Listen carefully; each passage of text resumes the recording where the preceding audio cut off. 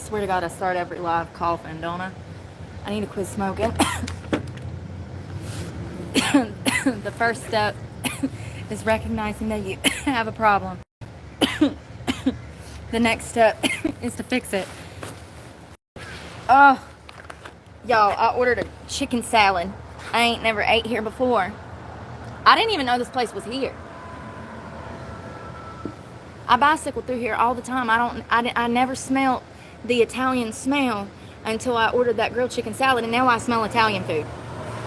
I literally come by here all the time just to bicycle this hill because it's the best hill in town for glutes. Oh, look how cute. I mean, it may not be my favorite place on earth, but it sure is endearing, ain't it? It's adorable. Alright, so she said it's going to be about 15 minutes. I got a grilled chicken salad. I think it was like $11 for a grilled chicken salad. That's crazy, but it's okay. Try it.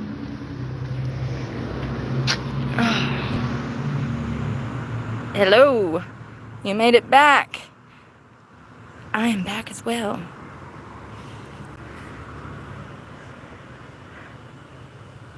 Yeah, I think they sell coffee in that place. I want to try that place one day. Yeah, she said it'd be about 15 minutes. It's probably been about 5 or 10. Pickleball league. Lord. I'm telling you what, these Southerners are going absolutely mad for pickleball.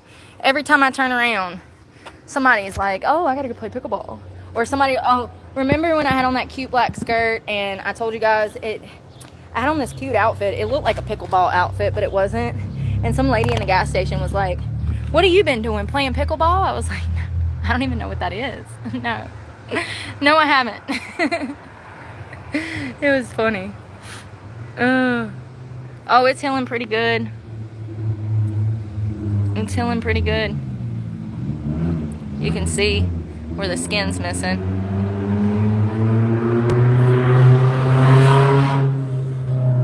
I need to change this bandage.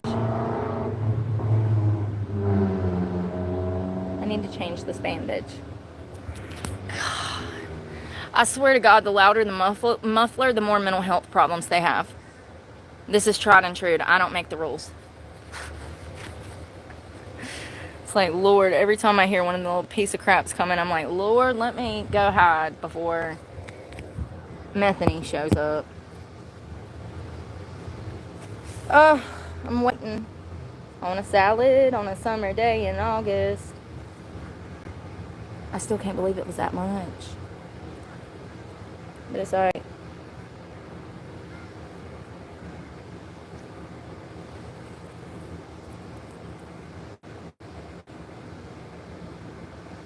Yeah, $11.58. We'll see. I hope it's better than the last place, because that last place we got a damn salad. It was a hot mess. They had literally took a head of lettuce. They had like wedged it and then pulled the wedge pieces apart. Like, it didn't even make sense. The lettuce was not cut up. The half of the bottom of foam was water. Was this intentional? It was so laughable. It looked intentional. Water at the bottom of the plate. It's like they rinsed the lettuce, but the lettuce had all of these grooves, and so the water got it. I don't know. The only explanation is somebody don't know how to make a damn salad right. Or it was intentional. Is it a lack of intelligence? Or they just don't care? I don't know. It didn't make no sense. It was disgusting. The ranch was horrible. The lettuce was horrible. The vegetables looked sad. Y'all remember that, right? I had to throw that whole salad away. Post office.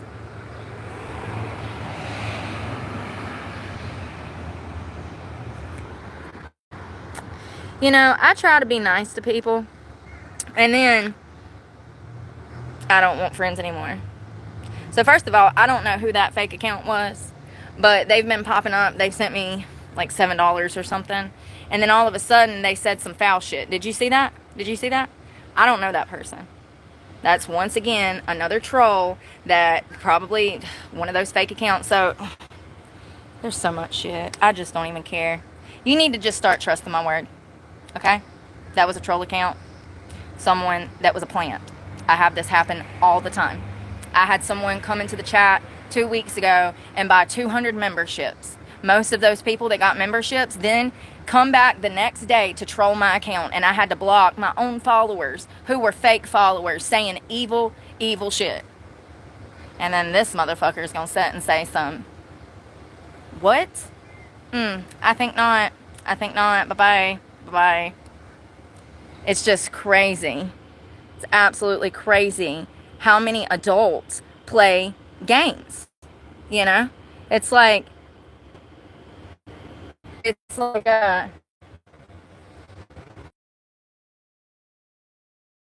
sad. It's still shocking to me. Like, who has the time to mess with somebody else's job? Oh, somebody that don't have a job. That's right.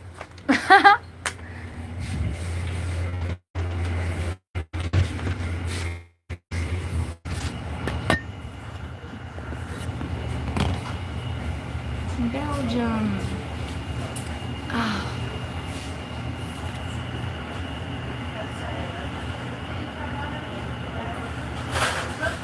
Yes. Thank you so much. I hope you have a great day. You too. All right. Make sure there's silverware in there.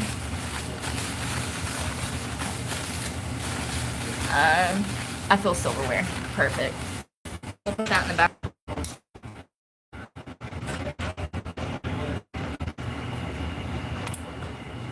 You all ready? I am.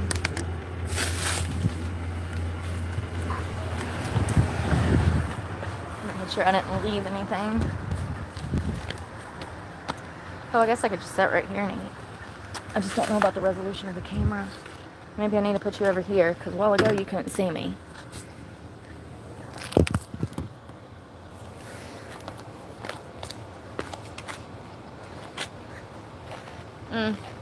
Still can't see me, can you? So frustrating. It's the sunlight. My eyes hurt. Ow, my shoulder. Alright, let's see this. Oh.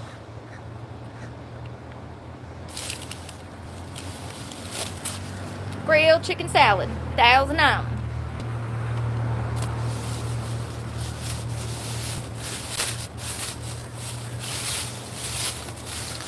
Oh, $1,000. Crackers, my favorite. These are so good. Lance, they're always the best ones. And then the salad. Ooh, y'all, that's what a grilled chicken salad is supposed to look like. You see that? Beautiful. Beautiful.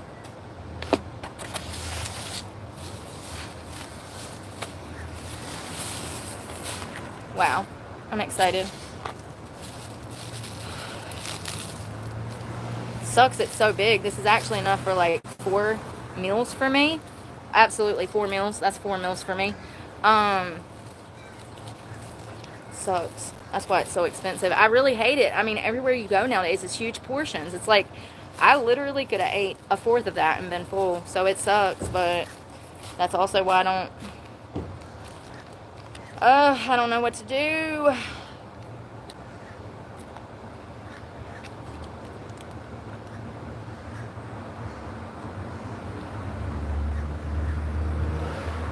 We don't like nothing dry around here, okay?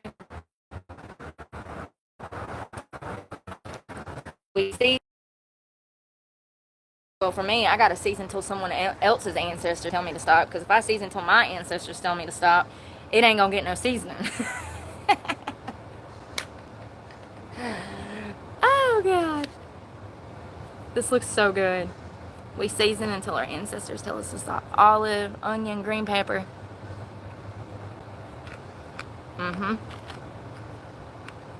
Alright. I'm about to go beast mode. If you've never been to a Brooke food review, you've never seen a feral female eat a salad before, welcome. Pay attention. It's going to be gone. First you see it, then you won't. Because Brooke inhales it like she's a damn vacuum cleaner.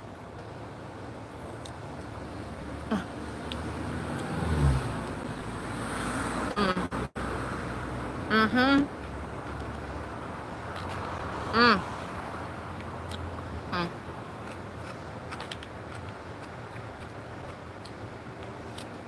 Let me check. If I move the plate, does water come out? Nope. Hell yeah, man.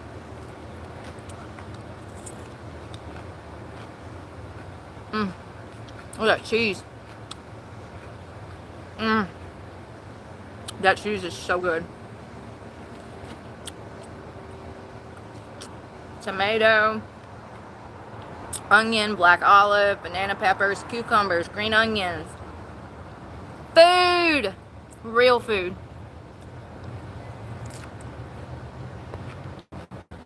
Mm.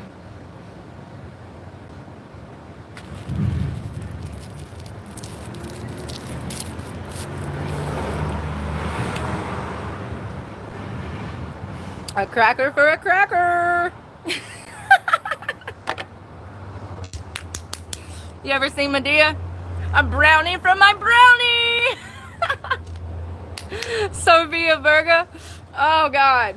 One of the best parts of a movie ever. They're in jail. Medea goes to jail. Oh my God. Is it Sofia Vergara? I think that's how you say it. Love her. Love her. She says, she says, a brownie for my brownie. A cracker for my cracker. That's one of the best parts of a movie ever. It's so hilarious. I think it's Medea goes to jail. I've never seen the movie. I've only seen that part of the movie, and it's so good every time.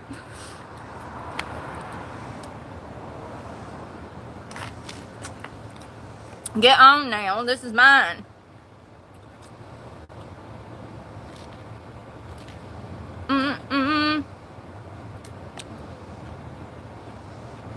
Y'all.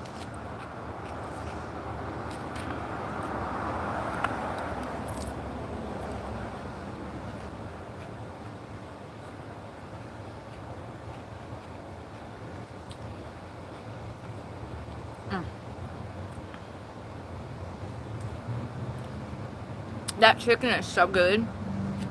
They seasoned it.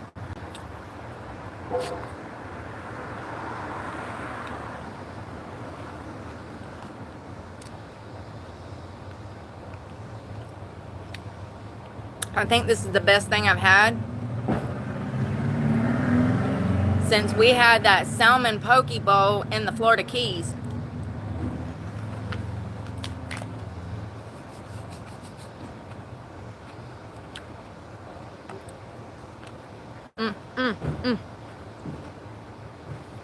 That cheese is too good. That cheese is too good. Dangerous. I had a piece of chicken on there.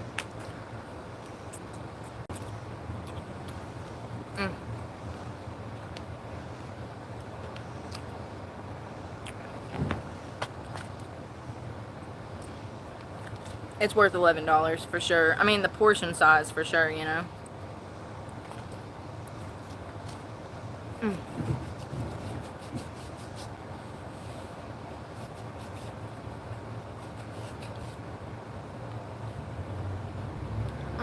It's starting to heal. It itches. Get off my plate. It's like a cast. You want to stick something down in there and just,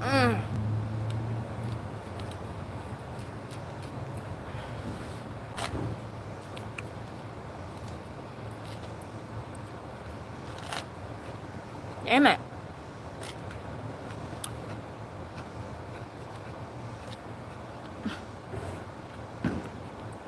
I'm getting full. It don't take much. 5 bites, 6 bites. That's why I eat fast. I gotta get it down because I'm actually surprised the dent I put in this.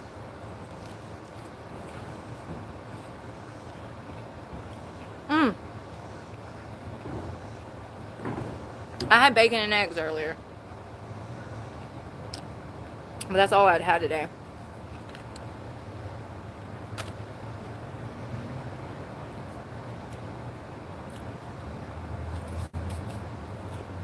Damn, this was good.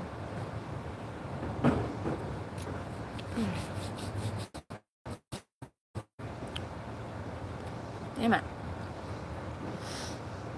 That's dangerous. I think they shred that in-house.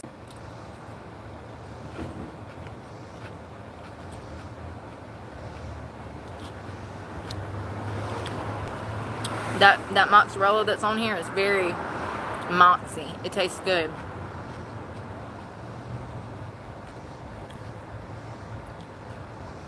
Oh. That cheese is amazing. It's got that like sharp mozz taste. It really tastes mozzy. It's so good. I'm full.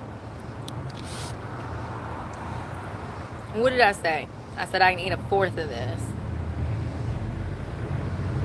Look. Hey, Christy.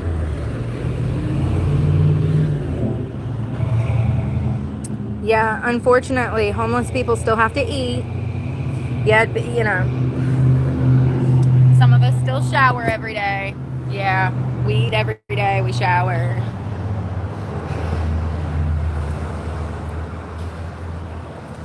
It's really crazy to me how people will come and try to make me feel bad about buying lunch for myself when I work my ass off.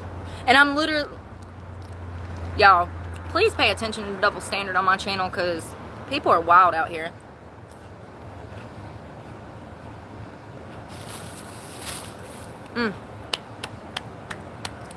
Damn it.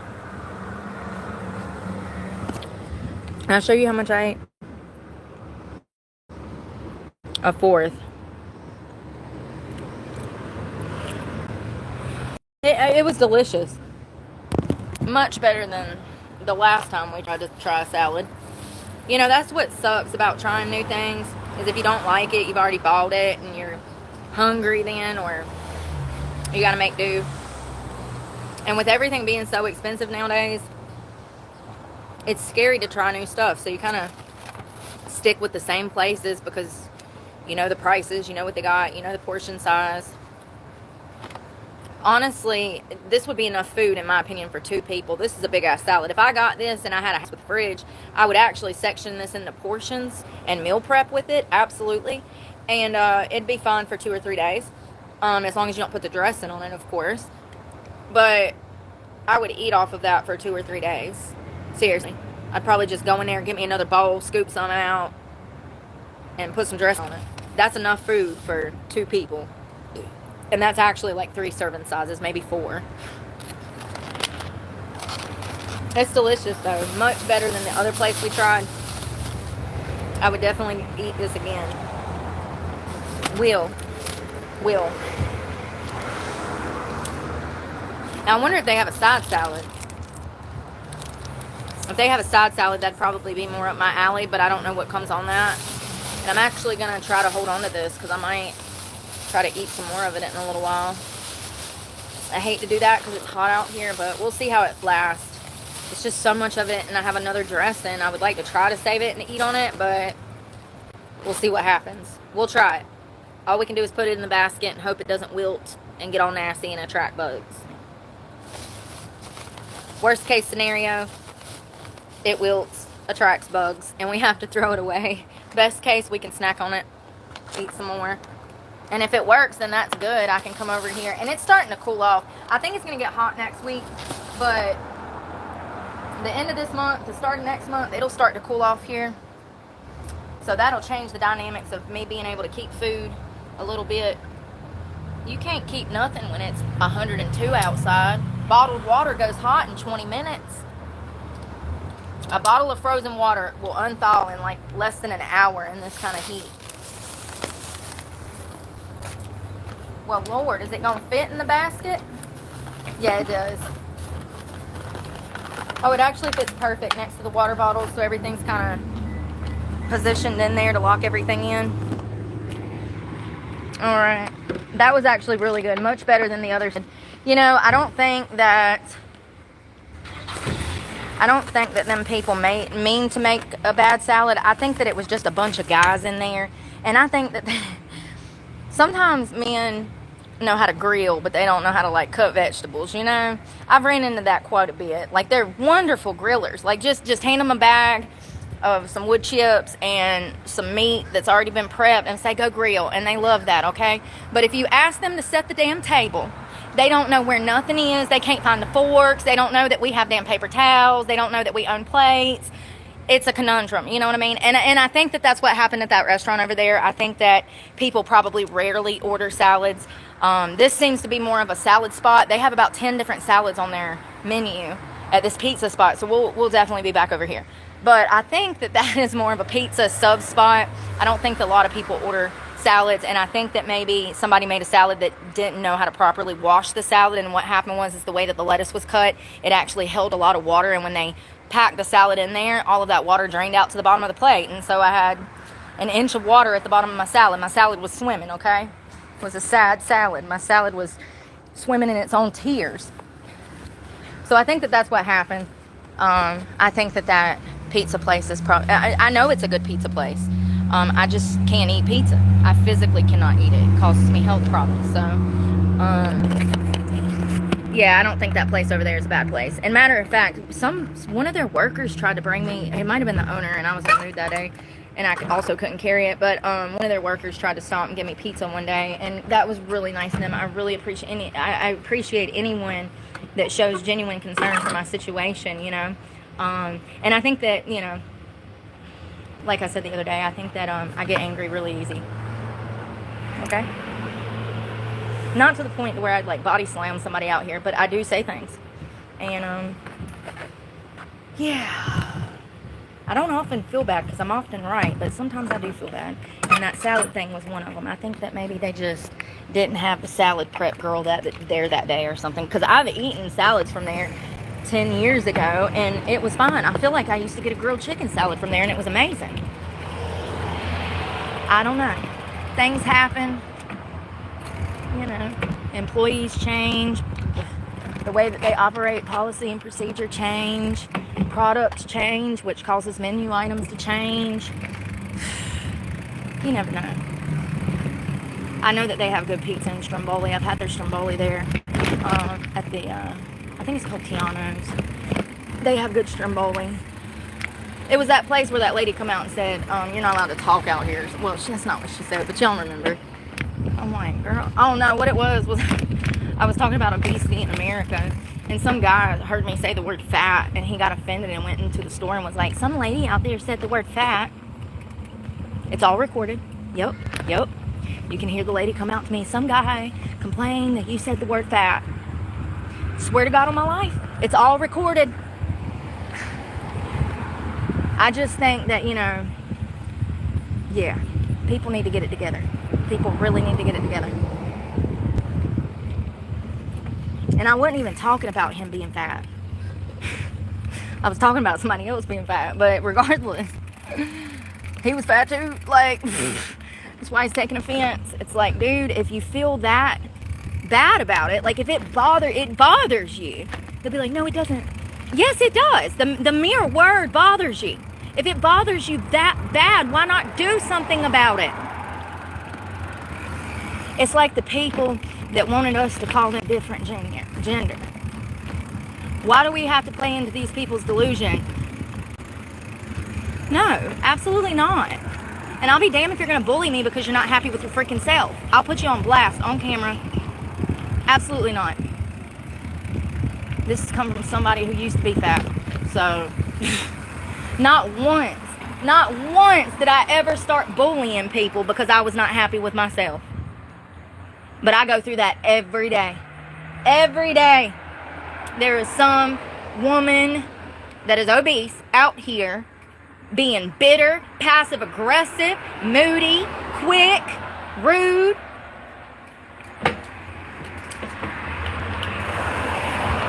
Yeah, not once did I ever treat somebody like crap because I wasn't happy with myself. But unfortunately, most people don't operate like I do. So, you know, it's crazy. But yeah, I don't think that's a bad place. I've had their stromboli. It was really good. But that was that pizza place. That's where I got that salad too. It was full of water. It's like, that was the same day I bought that salad from there, remember? And we were sitting out there eating it, and then we started talking. The salad was full of water. Had to throw it away. And that might have not been the same day. It might have been around the same time. Like the same week. But anyways, I'm glad that they have salads back there. They have like, I saw Caesar, a house, grilled chicken, and you could probably add chicken to whatever you want. They don't care. What is today? Monday. I have so much to do. I've already done so much this morning.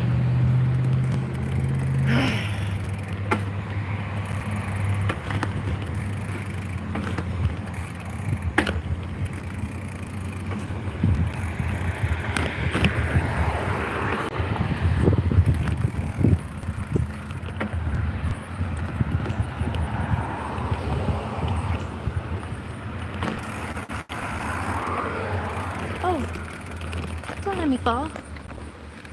Oh.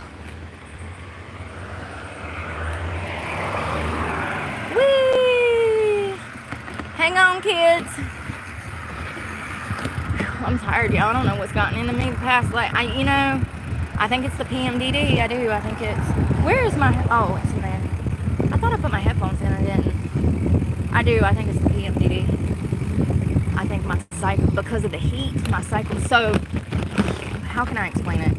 So premenstrual dysphoric disorder, you go through phases like you would a regular menstrual cycle, but the difference is when you're going through the ovulation cycle, the premen cycle, and then the PMS cycle, your period, your mental health is being affected through every single cycle, and you're a different person every week of the month, bitch. That's what it means. It's like dealing with 3 different personalities, three times a month, through 3 different damn cycles, and your mental health. I mean, literally, people, there needs to be more research on this, because it's my belief that a lot more women actually have premenstrual dysphoric disorder, and it's underdiagnosed because it's been understudied. Anyways, when you ovulate, right before you ovulate, you'll have like 10 days that are like amazing, and then you ovulate, and then you feel like shit for 20 days, approximately, till your period starts.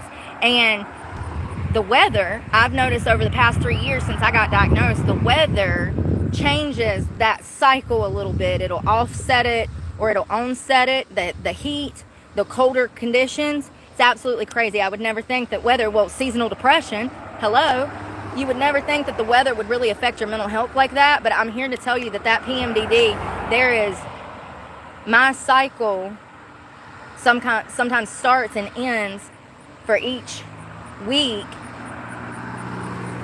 It starts and ends at different times depending on the season. I'm starting to be able to hone into this more. Like, I guess because it's been so hot, I don't know. I'm feeling really, like, lethargic and stuff. But more than that, like, I was stressed last week. Monday, Tuesday, Wednesday, it was hard to pull myself out of the woods on Thursday to even film. Like, almost didn't. And if I wouldn't have, you probably wouldn't have saw me all week. Like, it's easy for me to fall into that, like, depression where I'm just, like, stuck in the house and completely isolated, where I don't go anywhere. I'll go to the grocery store, that's it, you know? Do you know how easy that would be to do now that I, like, live up in the woods and stuff? Like, I don't ever have to move. I can just lay on the ground and die.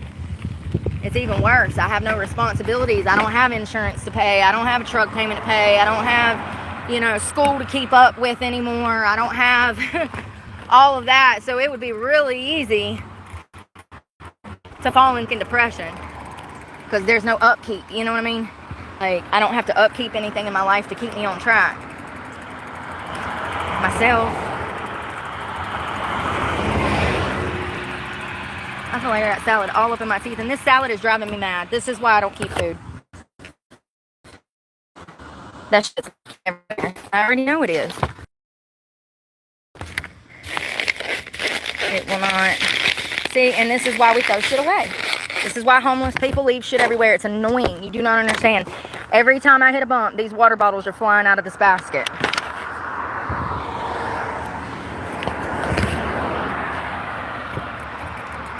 Ugh. And my back already hurts from the bag. I ain't putting nothing in my bag, especially food.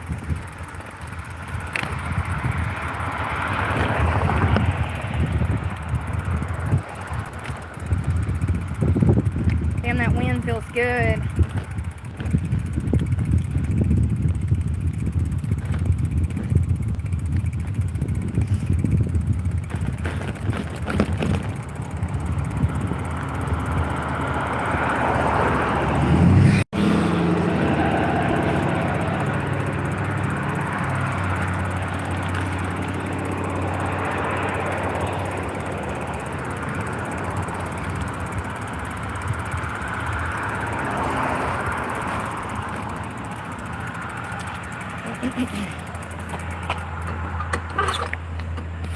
Need a bathroom now too.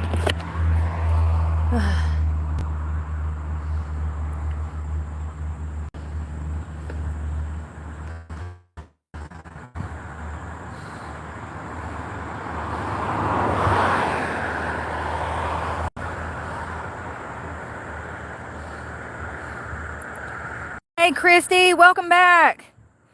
Thanks for becoming a bronze member again. Hey Maria. Y'all, I'm sorry. These damn people are crazy. You know what I mean? Absolutely crazy. That's a fake fucking account that I've been saying hey to for 5 days. Damn. I'm just sick of it. I mean, this is why I cut the comments off. I'm not hiring a moderator until I can pay a moderator $50,000 a year, because that's the right way to run business. Shocking. Morals and values, worth ethic, like work ethics.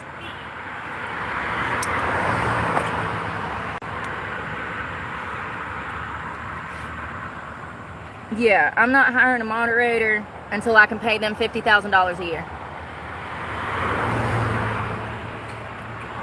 So this is why I cut the comments off, because people are insane. And if you can't tell, I actually have a life to live. I'm not a loser out here trying to interfere with some homeless woman's life. So, yeah, I ain't got time for the shit. That's why I cut them off. Sure enough. I mean, I block people, and the very next day they come back with a new fake account. This has been going on for 2 years, and YouTube does nothing to assist me with this problem. Sometimes it'll be 50 or 60 fake accounts in one day. It's all the same trolls that I've already blocked them. They're fixated. They come up with these parasocial relationships in their heads, and they get butthurt when they get blocked. That makes them obsessed even freaking more. It's crazy. This is what I was talking to the magistrate about this morning. He was like, do you know what that guy wants from you? What he's trying to do? I said, I know exactly what he's trying to do. I said, he's trying to get a reaction. He's trying to incite fear. He's trying to bully me by circling me like a vulture. Like, it's crazy. Yeah, I know exactly what he's trying to do. The fact that I ignore him drives him crazy, you know? And, sorry, hey. Yeah, the fact that I ignore him drives him crazy. When you tell them no, and they have no control, okay? This is what they do. They turn into little stalkers. I don't make the rules, I just make the observations. I've been going through this for 2 years. I've had a list of stalkers. I have stalkers on the internet, and then I have stalkers in real life. And then I got stalkers on Reddit, and then I got stalkers on Twitch. And then I got stalkers on YouTube, and I got stalkers out here in these streets. Seriously. It's all been recorded. Every police report, every time they had to search my car for a tracking device, the time my truck tire was stabbed out, remember that? Yeah. Yeah. We've been through some shit. It's so crazy though, because one thing we haven't done on this channel is see Brooke fucking with anyone.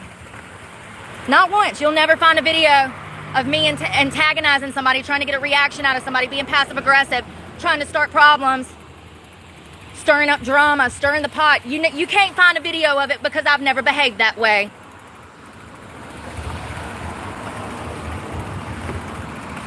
That's why they're out here stalking me. That's exactly why they're out here stalking me. I'm everything they'll never be, and everything they've ever wanted, but never have.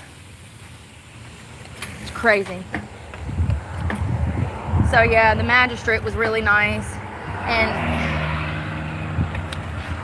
I thought I was gonna be in there all day. I actually wasn't. I was in there probably about 40 minutes. I've never had to do what I had to do. It's unfortunate. And I even told the magistrate, I was like, man, I really hate this. Like, I don't want to do this. Like I have to do this for my safety. But I don't want to do this because it just stresses me out. You know, it's just, it's like, why do people poke and poke and poke? I don't get it. I think it's a lack of intelligence. I do. I think it's a lack of intelligence. They genuinely don't know how to control themselves or know better. They don't know the difference between right and wrong, good and evil. Morals and no morals. They don't even know what morals are. Go ask the nearest person to you, what is integrity? Most motherfuckers out here will have to look that word up.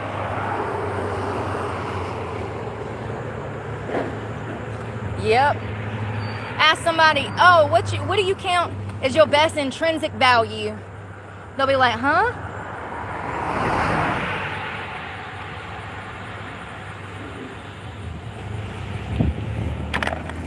Let's rock. Let's roll. Let's try not to get hit by a car and killed cold. Oh, I meant to grab my headphones. Damn, I ain't worth a damn today. I ain't heard no music all day. I ain't heard a singular song. And my two brain cells don't want to spit nothing out. I was going to sing a song, but I can't think of a song. Sing a song! How about that? Oh. You know what I really need to do? I really need to damn go run. I ain't run in about 6 weeks since we were in Jacksonville and I was doing like 5 miles a day. I think the cigarettes, me vaping.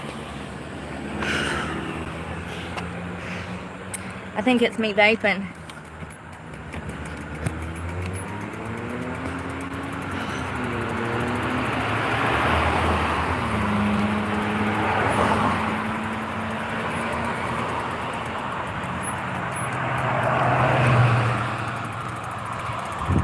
Oh, it smells like mothballs.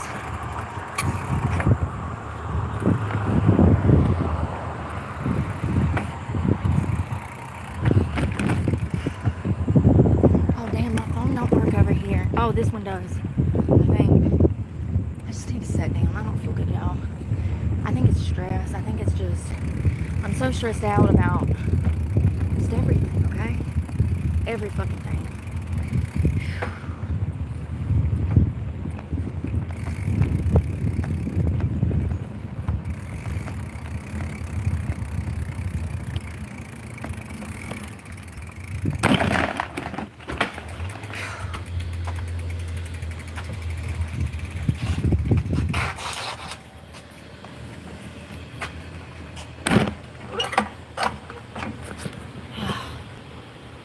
Water.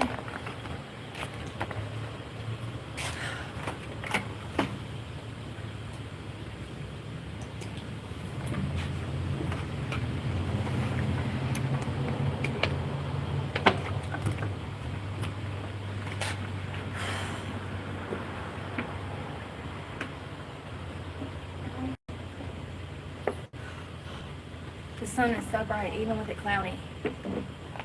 I think the humidity is so high, it's dehydrating me. Because when it's at like 80, 90, you can't breathe up here. I don't know if the elevation's different or what.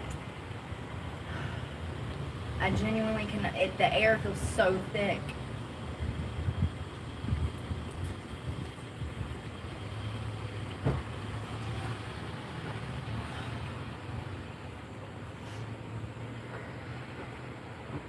could just be going through my phase. I go through this every month. I'm like, God, I feel so bad. It's probably just my PMDD. I probably just need to take a rest day, relax, stop stressing. God, it's so hard. Jesus. Yo, this is actually cool here. So this is blowing my mind. It says 83, 75% humidity. I don't know why it feels so hot today.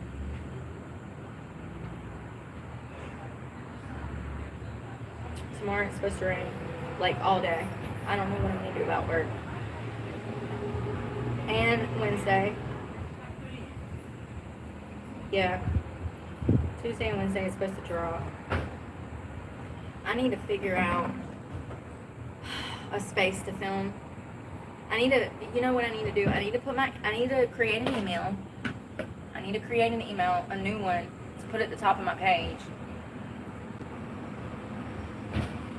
And then I need to find a space to rent to work out of.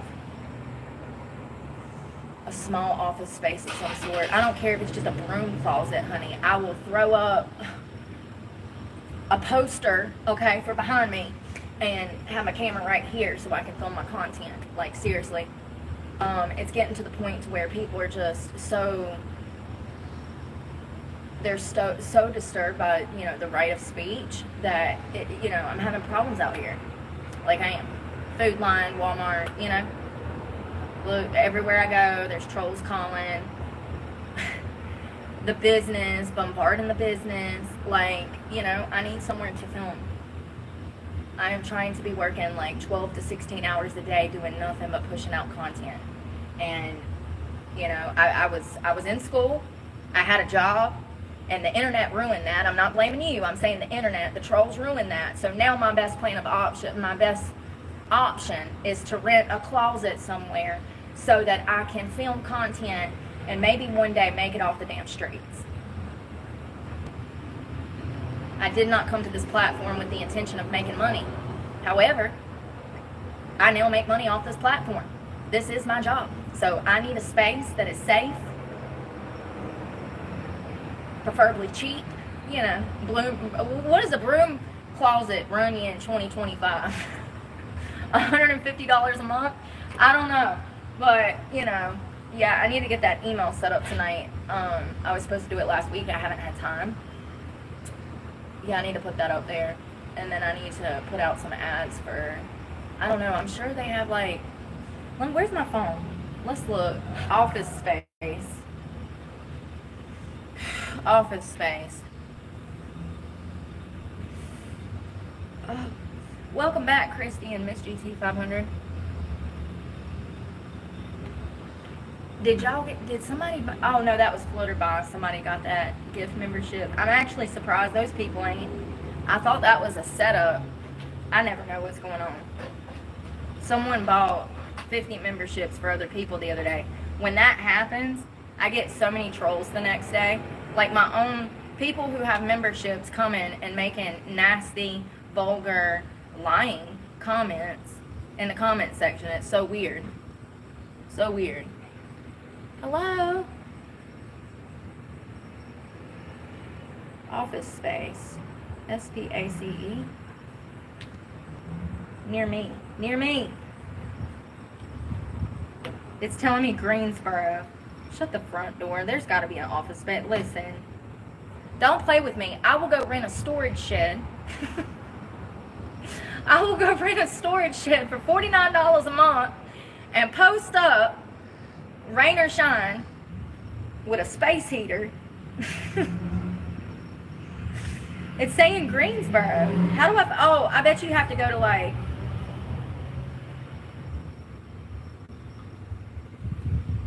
I bet Craigslist.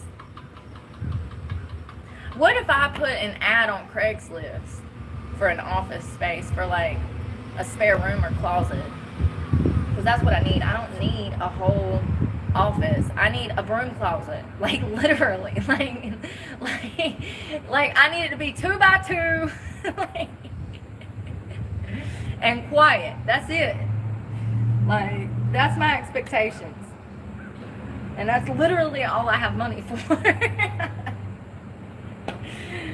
How much you rent per square foot? What is it a square foot to rent? Let me get 6 square feet by 4 and we'll call it a day. Oh, here's a commercial. Yeah, I don't think I could do that over there because I would have to find somewhere local that I can bicycle to. That's the problem. That's 40 minutes away from here. 30. So it's not like I can bike over there. And I don't have reliable transportation. So yeah, I don't know. Oh, here's some commercial properties. Jesus Christ. Hey, some of them ain't bad. $80,000 for a 4,100 square foot office. That's a whole building sold. Of course it is.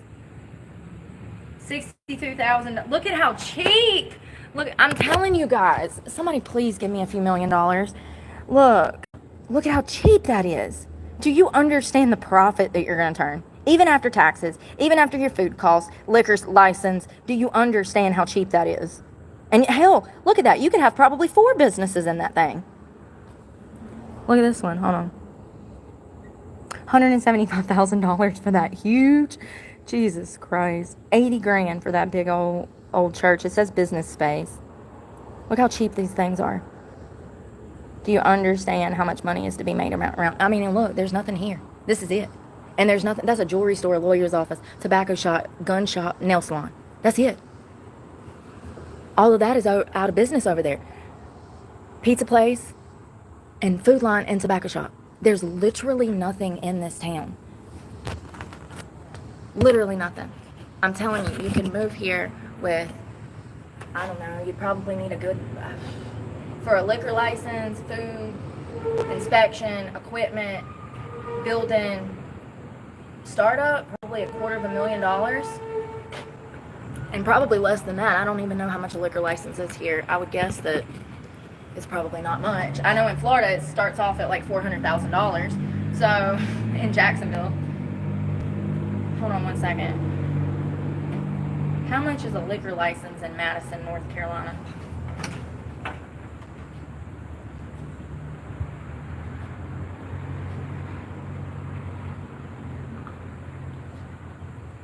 Are you kidding me? I'm gonna throw up right now. $400!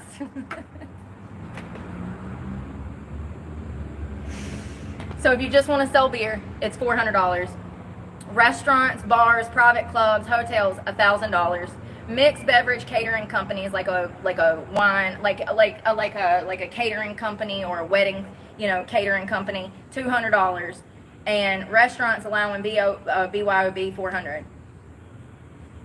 That is insane. It is $400,000 in Florida. But plus your $3 million cost in property. This is insane. Fingerprint processing, $38. Your liquor liability insurance, workers' compensation insurance, local permit and zoning fees. And that's it. And they even have a number for you to contact the commission. The ABC. This town is a literal gold mine. Gold mine. I wonder how much it is in Greensboro. How much is a liquor license in Guilford County, North Carolina?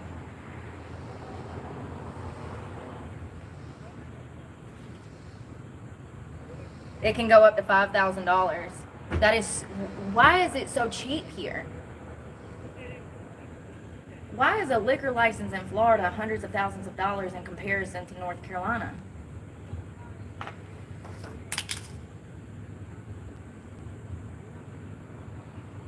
One crucial element. Florida's implementation of a quota system for certain types of liquor license. Oh, so they only have so many bars, restaurants, and grills. You gotta, there ain't but 7,500 spots, and they got a certain amount of license that they can even hand out. So that's why they're $500,000. The state issues one quota license for every 7,500 people. Yeah, it's complex down there. It ain't easy to get a license down there. Wow, I did not know it was that easy to get a liquor license here. That is insane. $1,000 is laughable in comparison to $400,000. That's crazy. Anyways, well, if anybody has an extra $1 million laying around, I can open up like 4 restaurants here. Actually, we could think outside of the box. I was thinking an obstacle course in the sky with a restaurant and resort, or we could just put it over there on that mountain right here. Look, think outside the box. We can just set it right up on that mountain. I'm joking. I would never want to do that.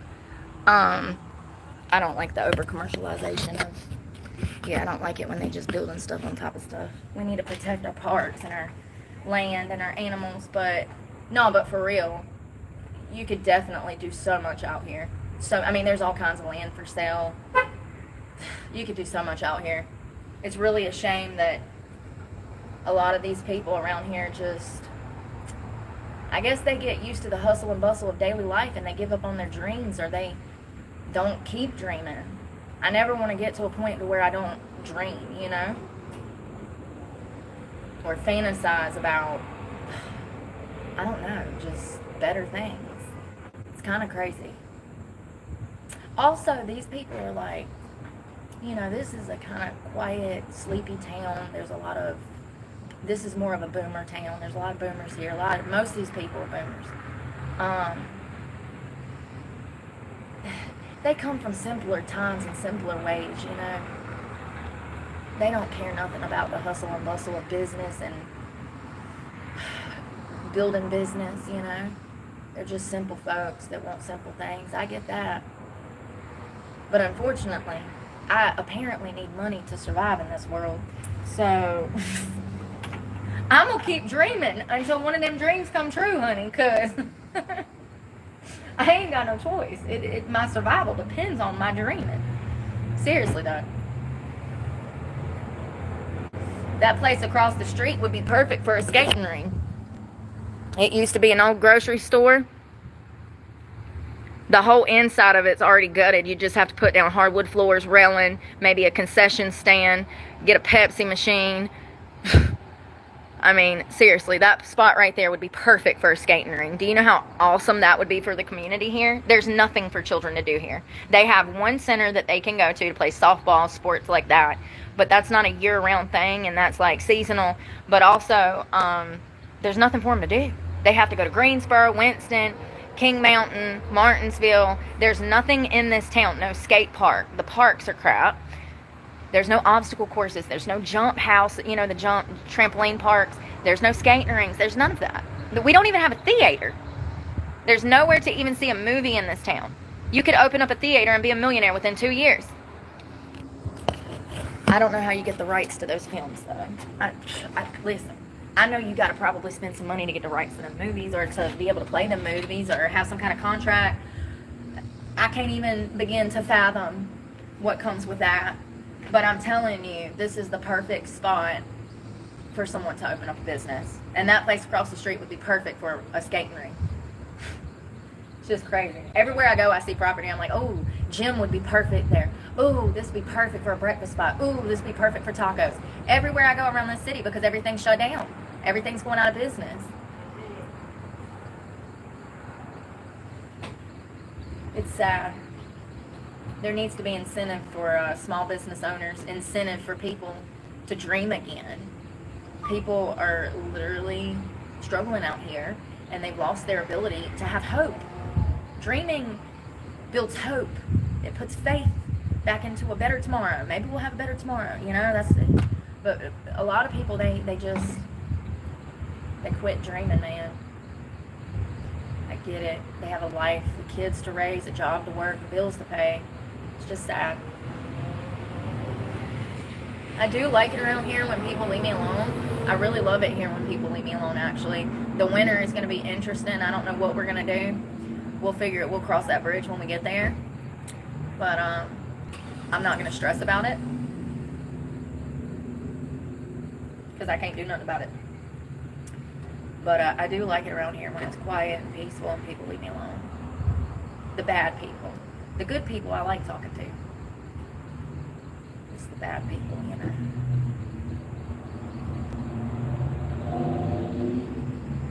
Y'all, it's so nice out here. It's cooling off. It's cooling. Chicago. Hey, Susan. They are shrinking, OYO. Nice to see you. There was a little restaurant over at Hanging Rock. It's at the bottom of the hill. Do you know before COVID, I stopped in there to ask him. He was renting the spot. It had all of the kitchen equipment in there. I think he only wanted like $500 a month to rent that restaurant. It already had all of the equipment, everything that you would need for business. Booths in there, fridges, stove. That's your most expensive parts of a restaurant startup costs, is all of that equipment. That stuff is expensive, especially like the bar coolers and stuff like that. So anyways, my eyes hurt. Sorry. I tried to come out and hang out, but the turtle ain't turtly enough today, okay? She's going back in her shell. So my eyes are burnt. So he had everything in there. He only wanted $500 a month. $500. He wanted first 2 months rent and $500 down. He wanted $1,500 to rent that restaurant. I moved to Florida for like a year, and then I came back, or we were back and forth. And do you know he rented out that restaurant for a few $1,000s now? It just opened back up, and it was for rent. The last time I asked, I think he said $1,500 or $1,800, and it wasn't even 2 years of time since he offered it to me for $500. It's crazy, crazy. I regret now not jumping on that. Oh, thank you so much. Y-O-Y-O-Y-O-Y-O. Sorry, I have dyslexia. Full display. Thank you so much. Don't lose your hope and drive. You'll make it. There was a heat advisory in Alaska this week. Oh my God, Victoria is. I don't even know what to say. It's been so hot. It cooled off here a little bit. I didn't know it got that hot in Alaska. I mean, I know they have seasons, but I would think that they were kind of cooler most of the year, right?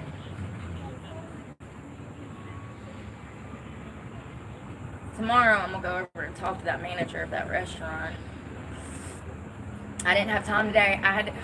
I was up at like 4:30 this morning, 4:20.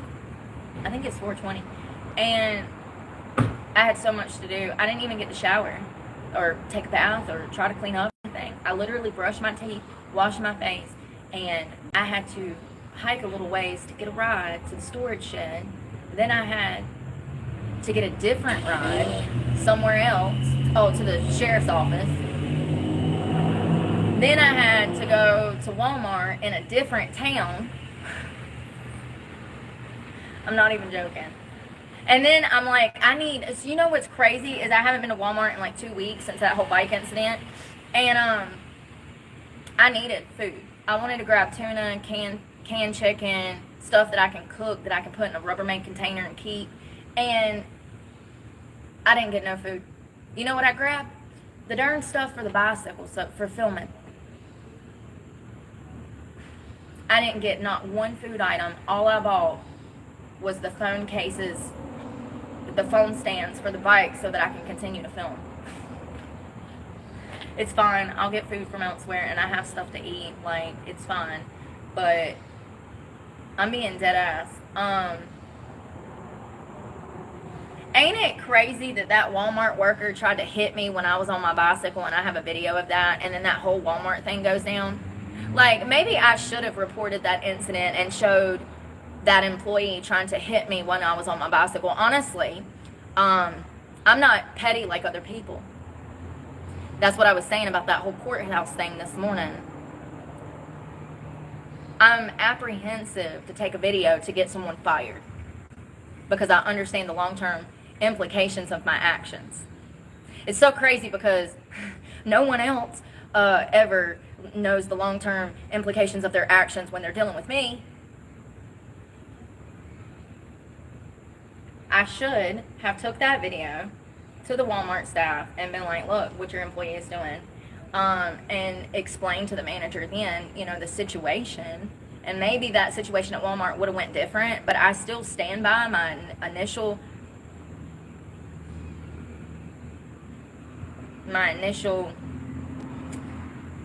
yeah, I stand by what I said about that manager. What an idiot.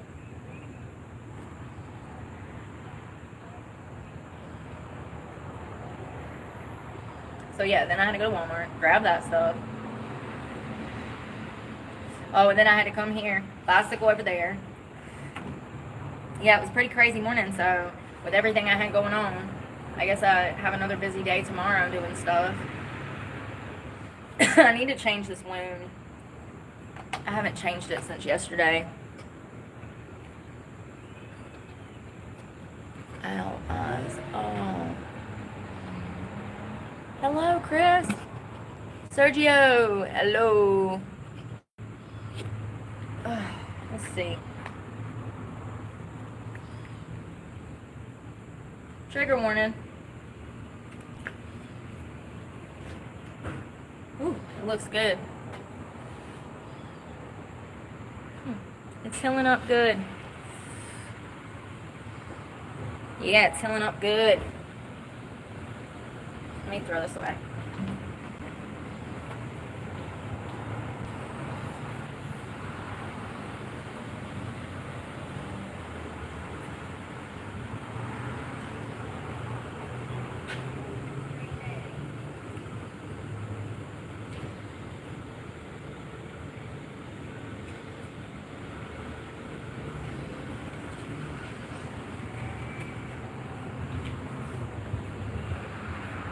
It's gotten to be a little achy and a little itchy.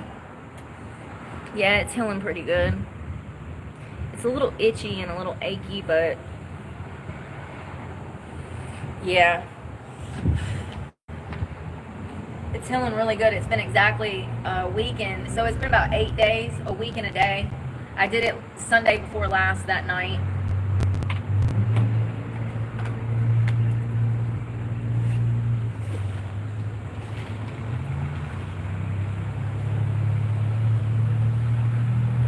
My finger still looks really bad. I need to wrap that tonight. I guess it's such in a vulnerable place. Hey, thank you so much. Allies, thank you. They said it's allies. Not me not knowing. Yeah, that elbow was bad. Whew. Thank you so much, and I hope you have a great day. Be safe out there. Try to stay cool. Yeah.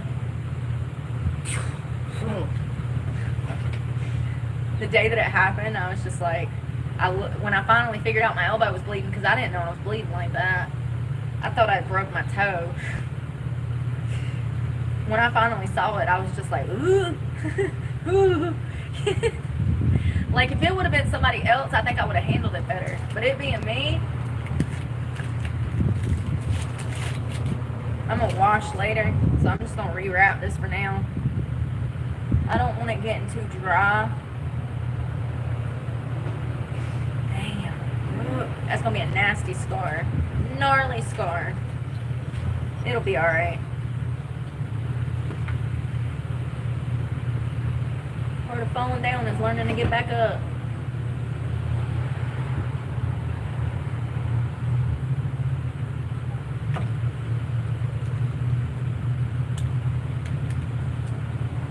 I was supposed to have that DMV test on Wednesday, but I don't know if I'm going to be able to make that because I can't schedule a ride for when I need to. But it's okay, I can reschedule. And I need to study the handbook. Just because I passed the test on the first time doesn't mean that I will in the DMV. So it would be better for me to study for a week or two, that handbook, and then go in there and take the test. I took the pre-test online and passed it. I'm actually not surprised. I told y'all I know how to drive. Why do you think I'd be complaining about all these people out here that don't know how to drive? When you know how to drive, you realize how many of these people don't know how to drive.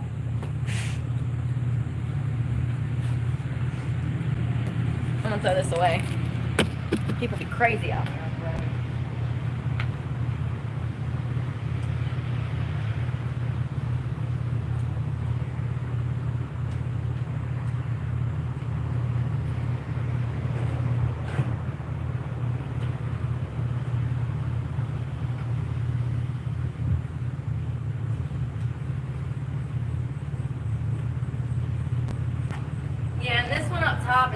completely healed because it's starting to pus, which is what they've been doing.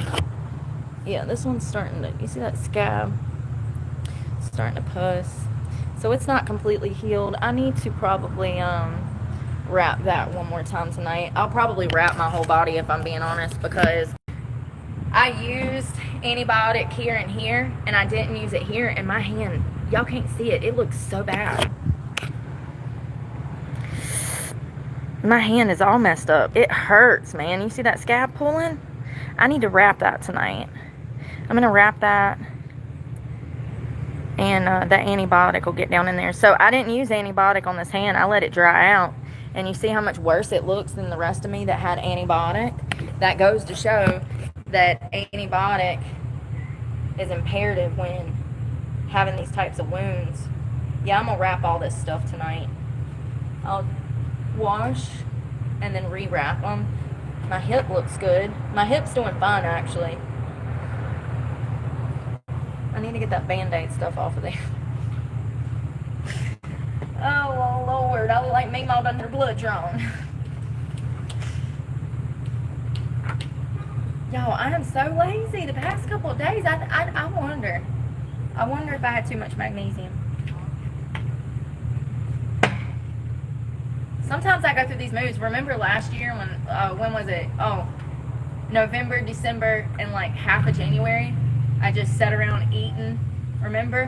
We got outside, but we would just lay on the ground like Shamu, like a beached whale in the sand. We didn't do nothing for like 3 months. I could not get my energy back up to work out. Sometimes you go through phases like that. It's okay though. It's okay. You'll snap back eventually.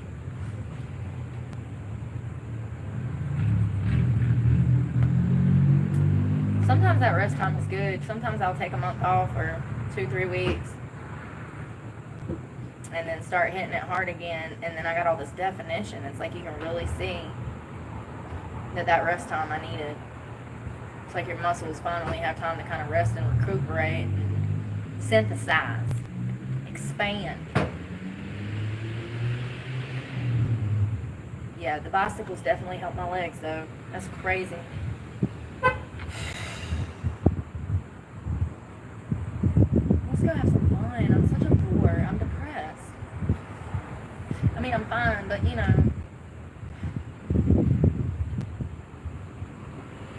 I just don't know what I'm gonna do.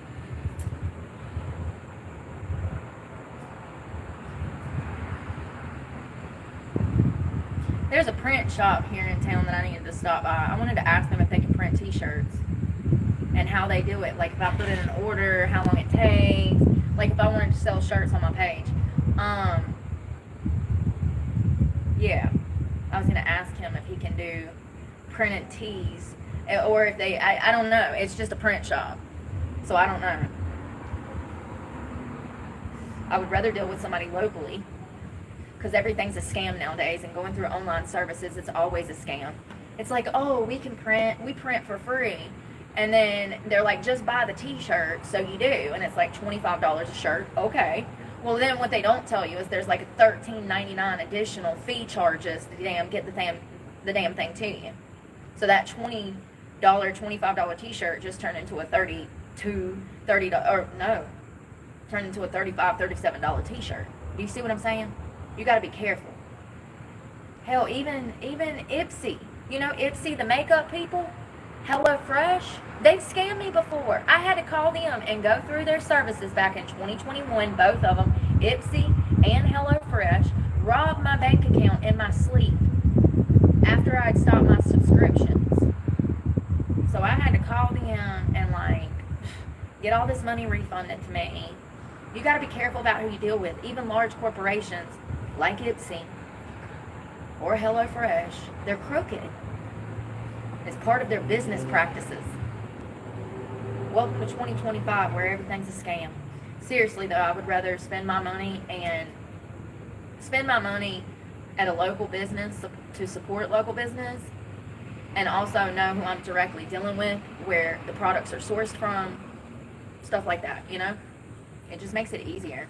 I wish everybody would go back to supporting local business so that we could fix this mess? How do we take our power back from these large corporations? We stop spending money with them. We support local business. We turn our backs on places like Walmart and start buying eggs and milk and stuff elsewhere. I don't know where else.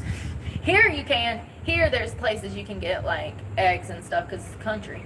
But for real, that's how we take our power back. Support local business and screw these corporations.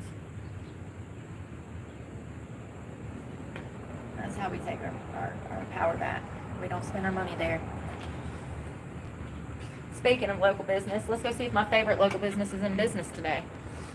Oh, because otherwise I'm just going to sit here and be depressed. I mean, I ain't that depressed. I ain't crying yet. I ain't drinking yet. That's usually the first 2 signs. That's usually the first signs. You see the bottle, then you see the crime, then you see the spiraling, and then you see the implosion. Okay? Is that a word? Implosion? It should be.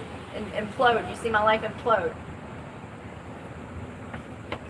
And then I'll wake up the next morning like, I think I'm depressed. Seriously. What gave it away?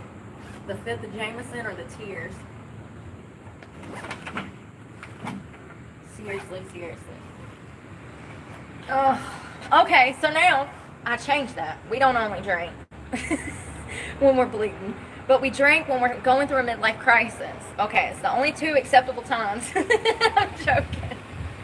And that's why everybody's drinking every day. They're all going through midlife crises. Me too. You know how hard it is? You know that day that I didn't have no bicycle and I said, I'm going to walk down this road, but I have to do it my way. I was going to go to that Mexican store and take 4 shots. I was. There's a Mexican restaurant. Do you remember the day that I was at the bike got a flat tire? The bike got a flat tire. And squirrel with a feral squirrel with her sunglasses. Yes. The bike had gotten a flat tire and I didn't have a bicycle. And I was sitting underneath that tree and I was all depressed and I was going to have to walk down the road and it was hot that day. It was like 100 degrees. I mean, it was hot. Okay. And so I said, I'm going to walk down this road, but I have to do it my way. I was going to walk into the Mexican spot and take me like 2 double shots and then walk down it. Something happened and I was like, no, I'm not going to drink because my life is imploding. And I pushed it out of my mind. And then lo and behold, later that day, the bike was fixed. We got the bike fixed. But like, that's what I was talking about that day. I said, fine, I'll walk down the road, but I'm doing it my way. And I was going to go over there and take some shots. That's how upset I was about not having my bike. Not having my bike made me need tequila, okay? Because that was the only thing that was going to get me through that day. And I'm glad that I didn't walk over there and start drinking. I'm proud of myself. Sometimes it's hard. But I'm just being honest. Yeah, some days when I have bad days like that, that's the first thing I want to do. I never really wanted to drink when I was having a good time. I knew a lot of people that would be having a good time, like their life is on top of the world, and then they reach for an opiate. And then I know other people that reach for drugs when they're depressed. So I think there's all kinds of drug addicts, but I think there's like people that use it to become, I don't know how to explain it. Like, I had this friend tell me one time, he's like, everything in my life was going great. He was like, I just got a great job, had my own place, great car. He's like, everything's going good, and for some reason, I just wanted to get high. He's like, I was on top of the world. He's like, I was on top of the world, and he said that it's always when he's doing good in life that he relapses. See, I'm the opposite. It was always when I was doing bad in life, or trying to hide my emotions, you know? We crossing the street. I got 2 guys over here. They look homeless. I mean, harmless. Not homeless. Harmless. Shit. Yeah, I don't know. I think that, when the stress gets coming, substances, when the stress comes on, people are more They reach for substances more to deal with it all. To cope. It's a coping mechanism to get high and forget, to get drunk and forget, or to get drunk and kind of make the stress melt away from your mind because your mind's focused on the alcohol or the drugs or the fun that you're having while you're doing them. If you want to call it fun. I don't call that shit fun. I didn't never have fun getting high. I mean, I might joke about it, but I don't look back on that time as a fun time. That's for damn sure. Feels like I was a prison inmate, and I don't even know how to, like, it feels like I was like a hostage to the heroin.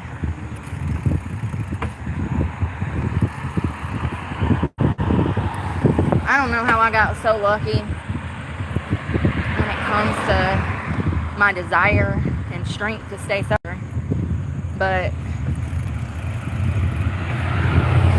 I have my days with alcohol where I'm like, oh, it's been a horrible day, I need a beer. And I usually ignore those urges. It's been, what, 9 months or something? I don't remember. It doesn't really matter, but it's been a while. And when I cut my arm, whoo, God. I either need a beer or a painkiller. So, listen, the painkiller was going to run me probably $2,000 from the ER. The beer was like $2. So, what you think I'm going to do? I think a 6-pack's probably what, like 8? I don't know. Yeah. You're going to pick up the beer. Hell, and I don't want no painkillers. That shit might make me relapse. They give me a prescription of damn Vicodin or something. Who knows what would happen? Who knows? I just know that I don't need no stuff like that. At all.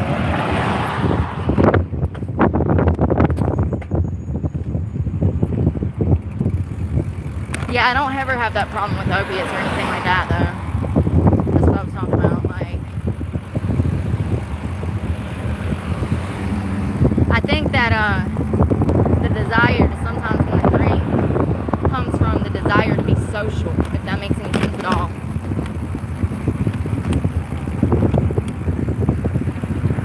You know, you kind of want to, like, be around people, hang out with people.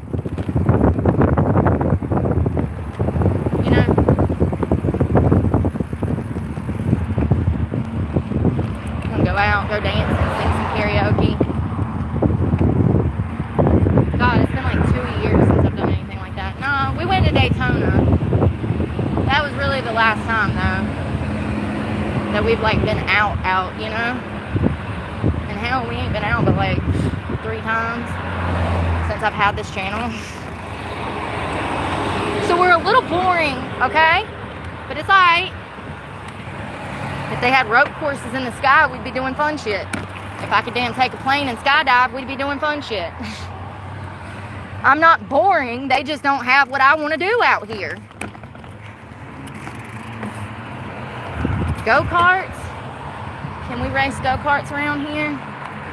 I'm sure there's some lovely land that would be perfect for a go-kart track. You know what I mean? Sucks. The only thing to do around here is drink and drugs.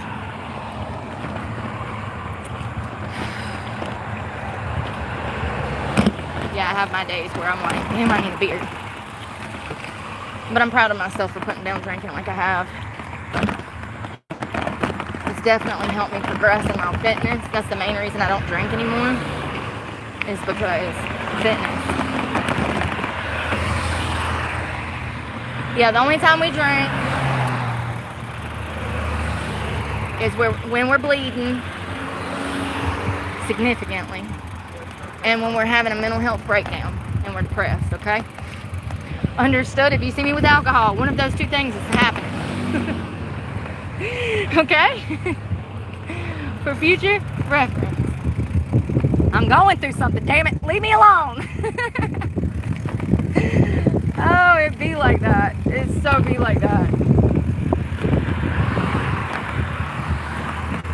I mean, if you ain't never thought about offing yourself and then had a beer and you was like, damn, why was I thinking like that? Then you don't need beer. But if you thought about offing yourself and then drank a beer and decided not to, you're like, damn, I'm thinking crazy. It's been a bad day. Big workload. I got too much on my shoulders. I need to stop crazy thinking. Then be you, my friend. Oh, seriously. You're like, damn, I swear to God, I'm going to drive this damn truck off a bridge today. Go to the beach. Get me a damn Modelo. And I'm like, damn, today was rough. But you know what? Tomorrow will be better. It'll be all right. I don't know what beer does for you, but that's what it does for me. So don't judge me. Don't judge me. I'm just being honest. Most of the time I drink, I ain't drinking to damn get drunk. I'm drinking to feel better. We ain't drinking for the taste. We drinking for the effect.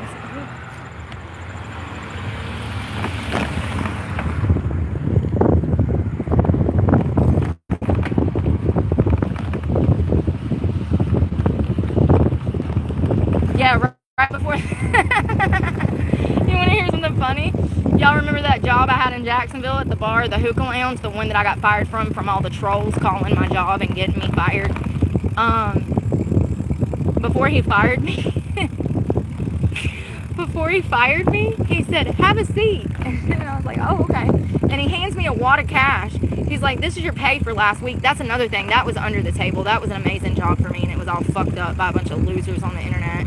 I would still have my truck if I wouldn't have lost that job. The reason I'm homeless is from all of the hate that my channel has faced from me being rational. It's crazy. So anyways, he said, take a seat. And then he slides me some cash, and he's like, you want a drink? I was like, no, you know I don't drink. Because I didn't drink there, you know, I wasn't like trying to, yeah, so he's like, well, and then he fired me. I was like, damn, at least he offered me a drink before he was gonna damn fire my ass. That's a good man, I mean, and he was nice about it. He said, we've got non-stop calls, there's people just calling, saying that you're a racist, that you know, saying all of these lies, you know. He said that they said that I was a drug dealer. He said that they said I was a prostitute. He said that they said that I was a felon. Apparently there was mugshot pictures sent to him. First of all, that was in 2009. It's irrelevant. And he agreed with me on that, but the problem was that their Google account, their reviews online, they were getting ruined. It was affecting like their star rating and stuff on like, I don't know where, Yelp, Google, Facebook, they were listed on all of them. It was affecting their business that all of these trolls from the internet were calling and making all of these accusations, none of which were true, maybe the felon part. But it's crazy. Yeah, he offered me a drink before he fired me. I'll never forget that. Small act on this, you know. But I wasn't even drinking then, so I was like, I'm good. And I also wanted to be professional and not drink in front of him because he was giving me he was making me essentially the bar manager. I would have been working every single day that we were open from open to close. I had the whole place to myself.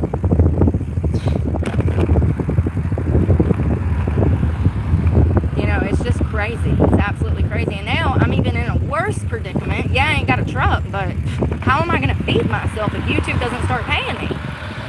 Like, I'm monetized, but my views only make about $800 a month in cash, you know?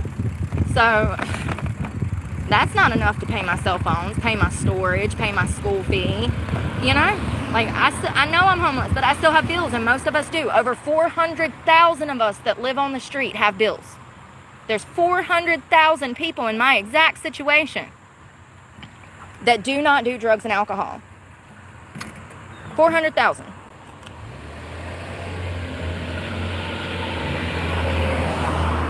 Which, by the way, is the majority. Only 350,000 approximately use drugs. The majority of the homeless people, 400,000, they don't. There's total 750,000 combined.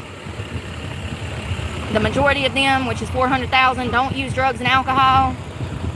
And then there's the other group that do. which is comprised of about 350,000 approximately.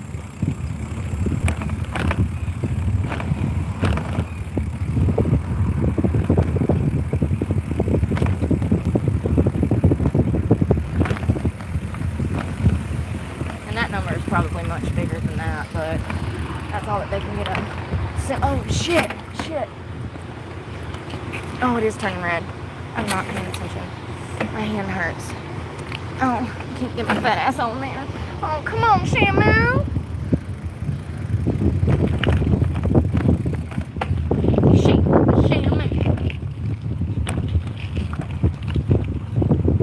You got no pedal in your step.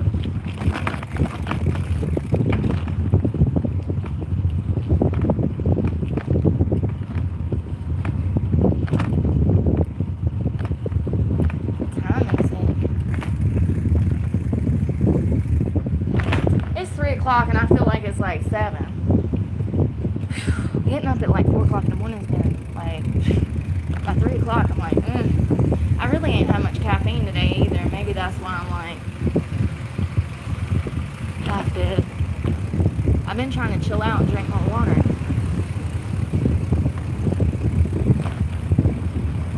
And tea.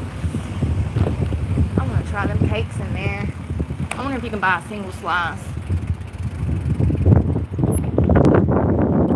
We still ain't tried that bakery over at the other place.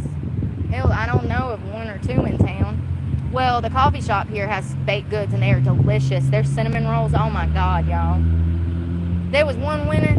It was the winter before I moved into my truck. I swear to God, every day I'd come down here and get a double shot and a darn cinnamon bun. That was before my weight loss journey. So that would have been like 2021, maybe 22. I lived on their cinnamon buns. They're so good. They're like the ones at Walmart, but better. They're baked with love. Oh shit. I'm about to be baked on the shoes by 4. Don't run me over. They probably have music on, so I'm gonna shut up.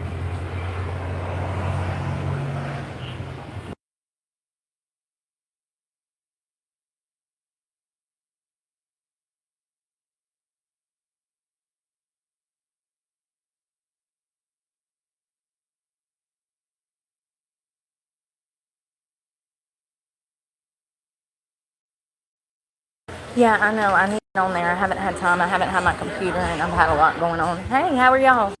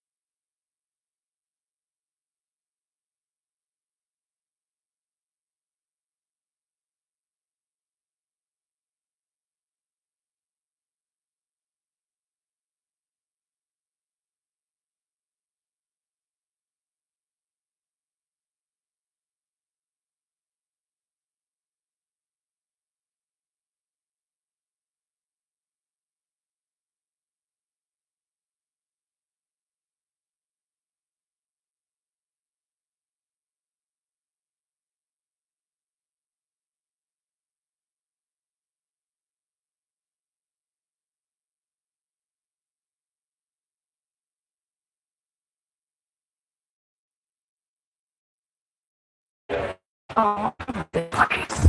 I love this place. They got a new employee. I was talking to her. She's so sweet. Yeah, I told them. I said, she's like, you been doing all right? I was like, yeah. I was like, sorry to be so gross, because I said I was in a biking accident. I'm an 80.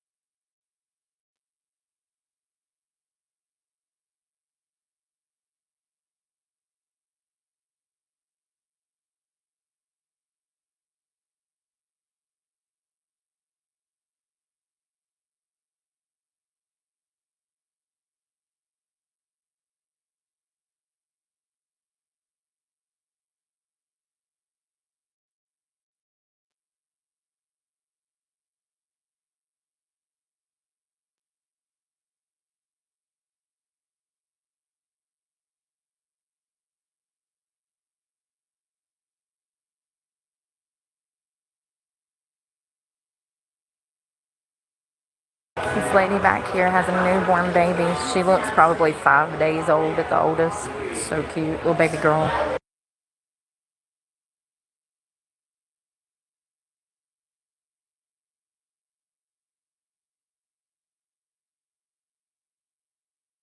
Yeah, I plan to get back on TikTok and branch out this year, but it's about computer and having a way to those resources, and also making sure that nothing happens to the computer. You got to be careful out here. You can't trust everybody nowadays, okay? I know that. I've learned the hard way, so I just want to make sure. I want to make sure that I can do it in a secure way. So that's why I haven't been able to.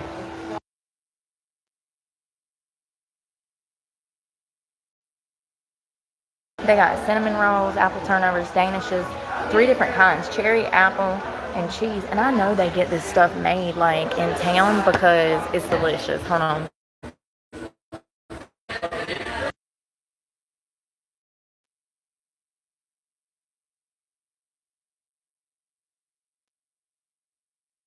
Yeah, they definitely bake these in home. My favorite is these cinnamon rolls. They're really good. You can warm them up. There's little plates for you to put them on right here. They have the cinnamon crunch, delicious. Everything's good, but those are my 2 favorites. Danishes look delicious.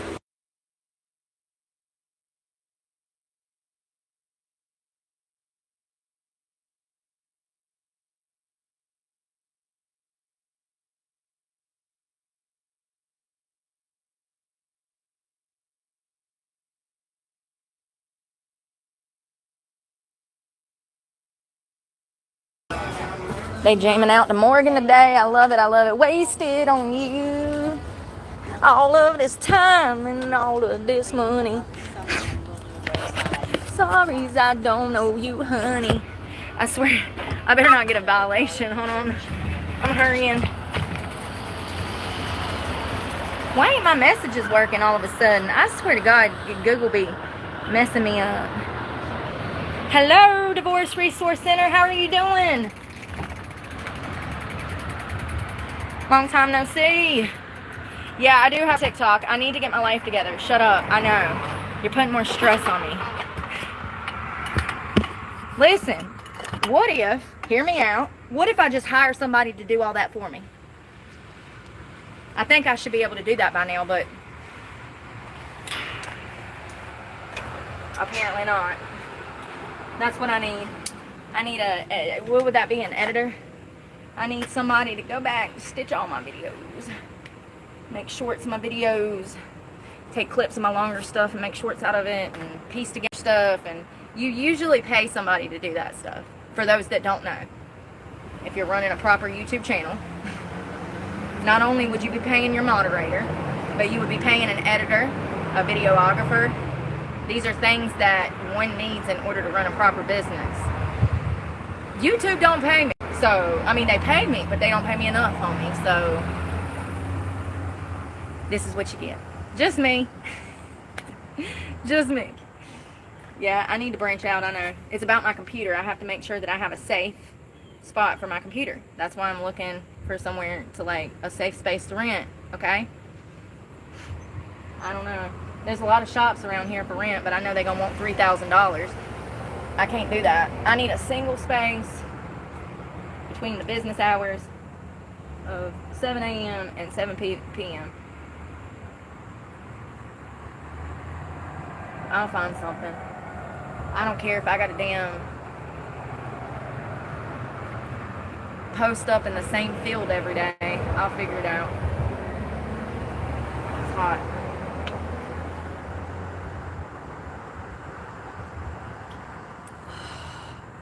Woo! God, Tamani, it feels like hair's growing on my chin now. Damn.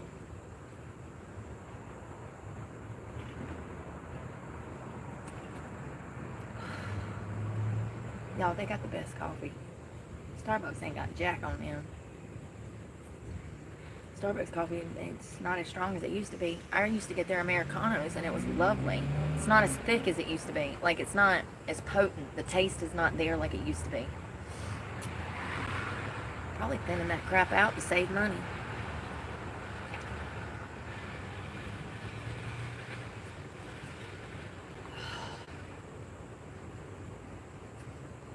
That double shot was less than $3. It was $2.50 for a double shot. If I got that at McDonald's, it would have been $6. If I got that at Starbucks, it would have been $6 to $8. How can they do it for less than $3? But nobody else can. But they make billions every year. Support local business. They're the people that actually care about you. We need to care about them. They wouldn't put in the risk if they weren't trying to do great things. I tell you, being a business owner is complicated. Yeah, it's there's a lot of liability that comes with it and danger. I mean, you can bankrupt yourself. Nobody wants to do that. Nobody wants to have a business one day and be standing in line for EBT the next, you know. It's not easy. There's a lot of ins and outs behind business that people don't think of. Not just the products, but like liability insurance, property taxes, liquor license laws and fees and fines. That's all. Yeah, ABC laws. That's a huge one. That can bankrupt you. Don't break ABC laws and expect not to get fined. Yeah. Oh, you don't know how to drive. It's okay. It's a big truck. Yeah. Let's go. Let go. Maybe now I can work out a little bit. If I could just do like 2 miles, I'll be grateful. I won't feel like such a lord. I won't feel so just, blah. A little workout always does the soul good. That coffee was really good. They always have the best coffee, y'all. I do want to try that other coffee place down the road. I think that's it's a sports store where they will take you up the mountain. They'll give you a raft, and then you can float down the mountain. They also have kayaks and stuff like that, I do believe. But I think it's also a coffee shop that has food and pastries. We need to check that out one day. Hell, if I'm going to be stuck here and I have to eat, we might as well just review everywhere in town. So far, Bob's gets a 10 out of 10, always. The Mad Bean, 10 out of 10, always. That's customer service. So a 10 out of 10 is going to include the price. Remember when we used to do these a lot? The price. Oh God, the customer service and the atmosphere. Yeah, Bob's and the Mad Bean get a 10 out of 10. I just can't eat Southern cooking every day, y'all. I will look like she moved in, like a beach whale in a tutu. I can't eat that Southern cooking every day. I love it, don't get me wrong, it's my favorite food to cook too. But like Bob's, they use butter and all that stuff, and I have to watch that. Great food though, people are like soul food, Southern cooking. Soul food and Southern cooking is actually the same thing. It's just at what level of seasoning are we eating it at? Soul food and Southern food are the same thing. Collard greens, fried chicken, barbecue ribs, chitlins, baked beans, pinto beans, cornbread. It's the same thing. It's just a higher level of seasoning and love, honey. See, Southern cooking, yeah, they got bacon and sugar and a little bit of grease. Probably some hog jaw or fat in the damn pintos. But like soul food, they put the elbows and the feet in it. That's the difference. So Southern food, it's got seasoning, but soul food has elbows and feet in it. There you go. I love it. Y'all ain't never heard the saying, did you put your foot in that? She put her foot in that. Never mind. I guess the church ladies was talking crazy talk back in 92. I know they used to say, oh, she put the whole foot in it.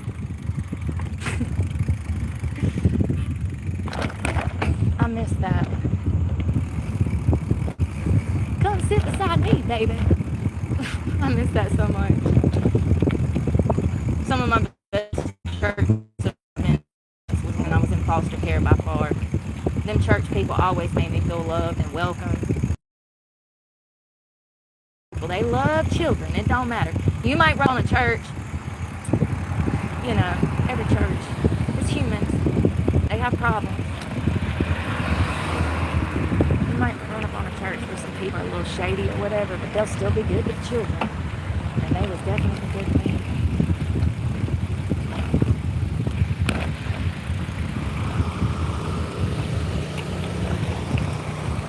Social gatherings like that. If I was ever going to go around some people again, that's where I'd go to church. Y'all know I love Catholic Mass. I literally, genuinely had so... You know what was so exciting about Catholic Mass? Oh my God, I'm going to get wet. Hold on. I'm driving through a pond. Catholic Mass, I think I enjoyed it because it was new and it was different. You know, I'd never been to Mass, of course. So, I think because it was new, it was interesting to see how other people praise God, or like another branch of Christianity praises God. I really enjoyed it. Mud puddle. I really enjoyed it. It was fun. Except that lady that was side-eyeing me the whole time because I was sitting beside her husband. I was just like, Lord, I am Jesus in your house, really? I'm just, even in the Lord's house, I'm not exempt. I tell you. Other than that crazy lady, everything was fine. The pastors or the preachers or the bishop, I don't know what they call them. Them honorable fathers, okay? They gave a really good testimony about the relationship with Jesus Christ. It's not supposed to be an easy one. And it was Holy Week too, and the preacher was talking about how he wanted people to be tired. He wanted them to be so tired from praising Jesus all week because it was Holy Week. I remember that. I like the message. I love that he was more tough love and discipline and blunt, forthcoming honesty rather than sugarcoating to appease the masses because everybody's feelings was going to be hurt. That's what I don't like. So I actually really like that church because that preacher, he was pretty blunt.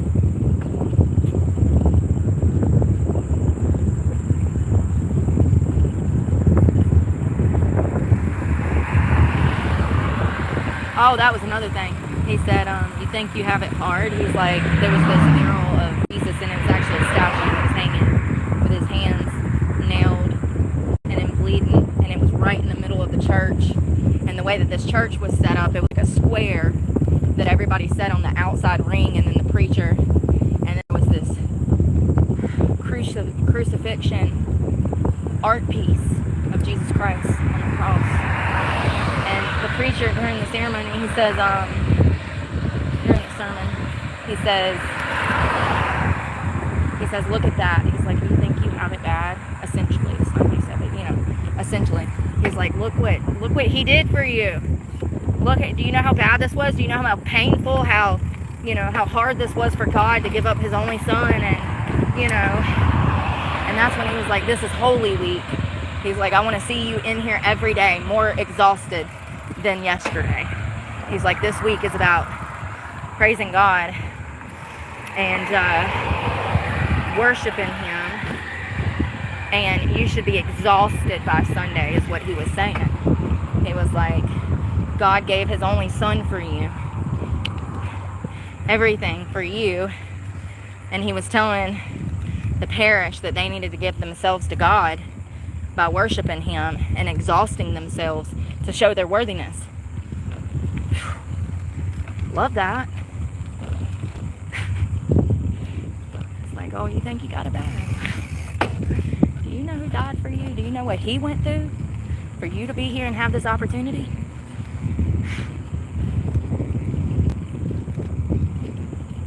You know, I think movies like The Passion of the Christ are imperative to, like,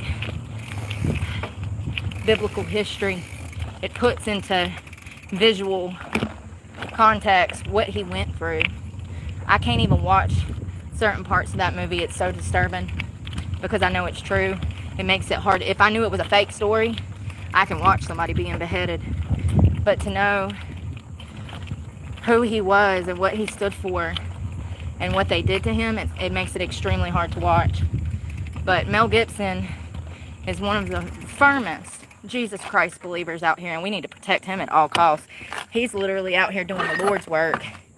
Mel Gibson is a avid Christian. He's the one that produced Passion of the Christ. Great movie. One of the best movies ever produced. You know, because it's a biblical story, so. But it's sad. Yeah, great church. So if I ever did kind of integrate back into society, it would definitely be through the church. But, look how beautiful.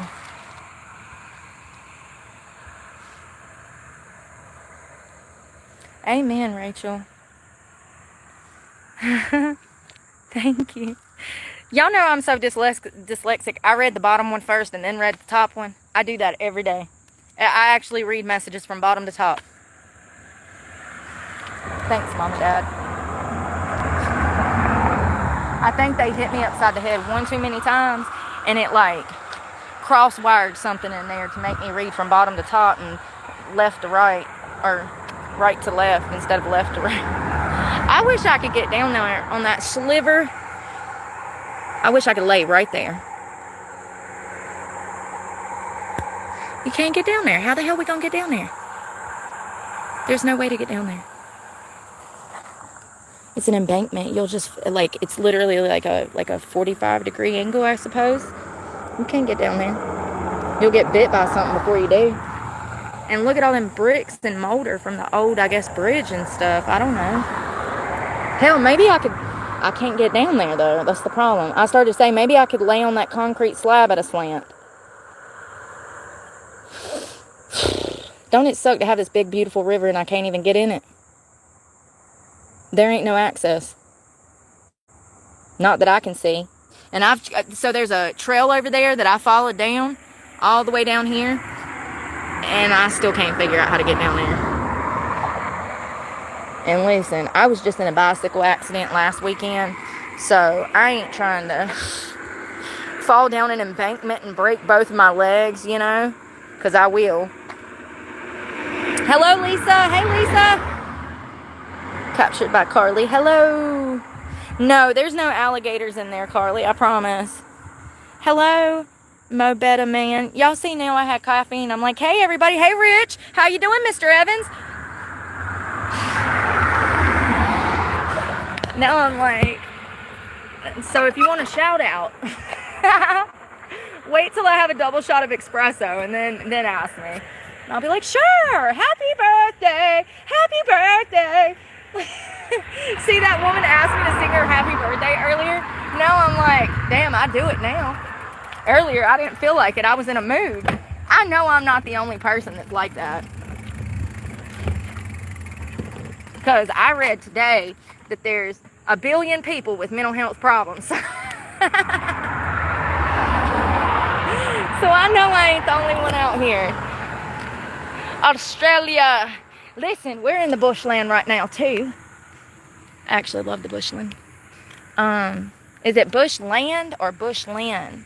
Bushland? Bushland? I think it's bushland, right? Because it's land. Sorry. It's beautiful. Look. A little baby spider. Yeah, there's no crocs or anything out there. You can actually float this river. They'll take you up the mountain, and then you can float your ass down here on a raft. That's one of the events that they do. That's like the only thing that they offer here. You know, you'd think that there'd be darn kayaking connoisseurs out here teaching people how to kayak on this river, or how to whitewater raft, or how to fish out of a kayak. But no, there's nothing to do. Oh, thanks, Ann. I'm kind of the bush. The bush. We in the bush. Yesterday I played I played Crocodile Hunter yesterday with a spider. He was a black jumping spider with 8 legs and 1,000 eyes, and he was so cute. I cannot believe that boy is selling his body on OnlyFans. Listen, call me crazy, but I just don't think that Steve Irwin, is that his name? Yeah, the crocodile. I don't think that he would be happy about his 20-something-year-old son selling his body on OnlyFans, but he is. Can't make, and I thought he had a good career with, like, wasn't somebody named Mindy? Was that his sister or his mama? Anyways, the crocodile hunter's wife raised their 2 children. They had a son and a daughter. I think Mindy is their daughter. And then the son, he has an OnlyFans account. Even though I thought he had he like graduated from college, had a lucrative career, I thought, working with animals. And then all of a sudden, I saw a People magazine article, I think, and it was Steve Irwin's son naked on the cover. I mean, his junk wasn't showing, but it was still, listen, I am modest, okay? I don't need to see all that. It makes me feel uncomfortable.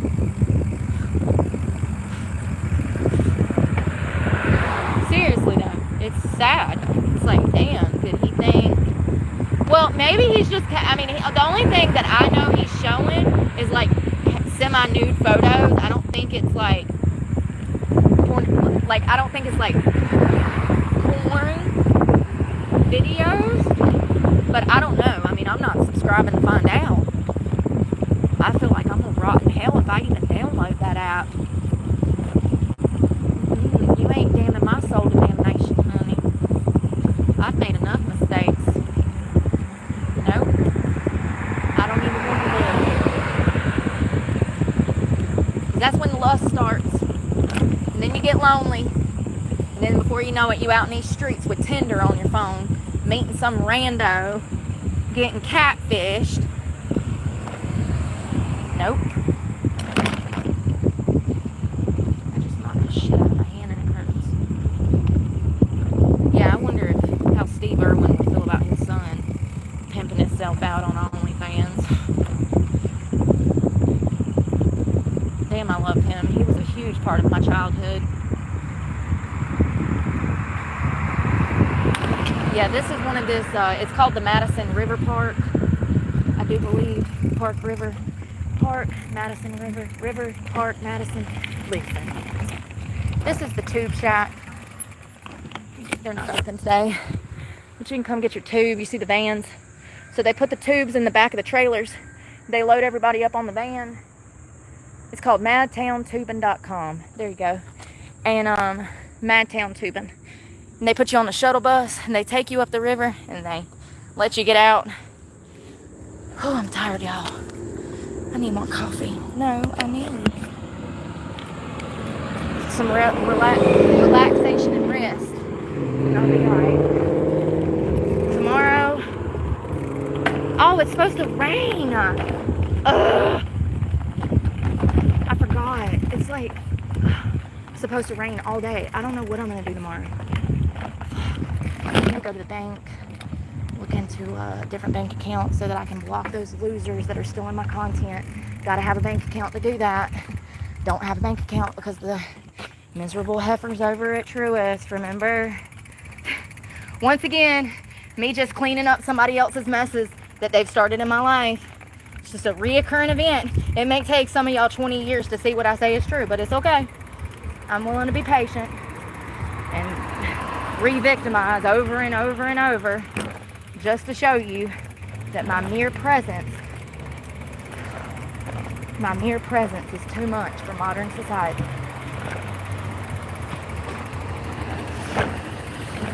I mean, really though, think about what I'm saying right now. Going to the courthouse today, that was over somebody stalking me. The fact that I got to get a new bank account is because some women messed with my bank account, stole all of my money out of my Truist account. The fact that I got to get my computer and pay an IT guy to block all of these channels that are stealing my content and live streaming my live streams. Which one of these did I do? Because that's what I'm doing all week. I'm cleaning up everybody else's fucking mess that they've made in my goddamn life. It's non-stop. I have never been able to get on my feet because of stuff like this. because of stuff like this. Every time I turn around, it's another fucking person making problems in my life when I don't even know who the fuck they are. It's unfortunate.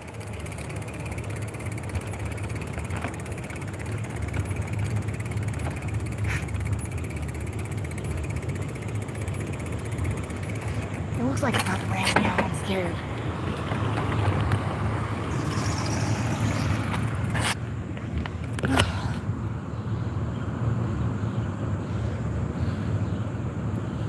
Is it Robert? He was half naked on the cover of People magazine.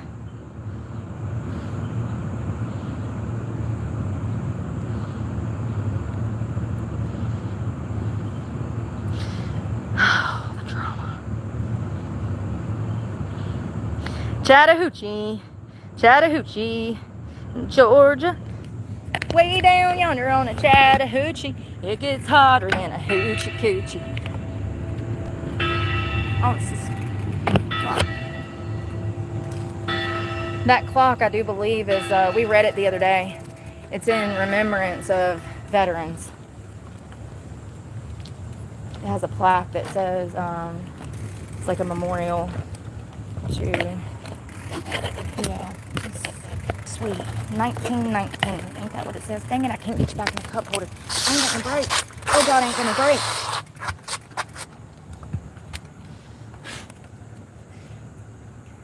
No, they can't, Jim. It gets hotter than a hoochie coochie. We laid rubber on a Georgia asphalt. Got a little crazy, but we never got caught. Down by the river on a Friday night. A pyramid of cans in the pale moonlight. Talk about cars and dream about women. Never had a plan, just a living for the minute. I didn't even know I knew the words. Jesus Christ. I can't remember nothing, but I can remember the words to that song, sorry. You know, I just can't remember nothing, and I can remember that.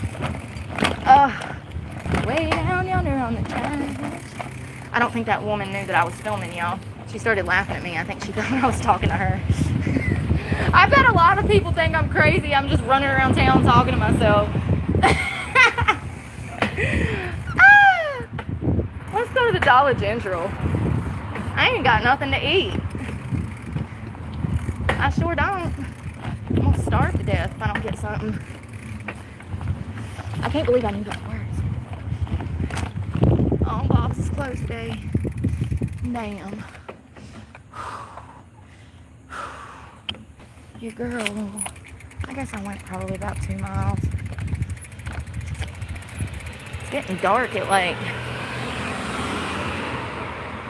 4 o'clock in the afternoon.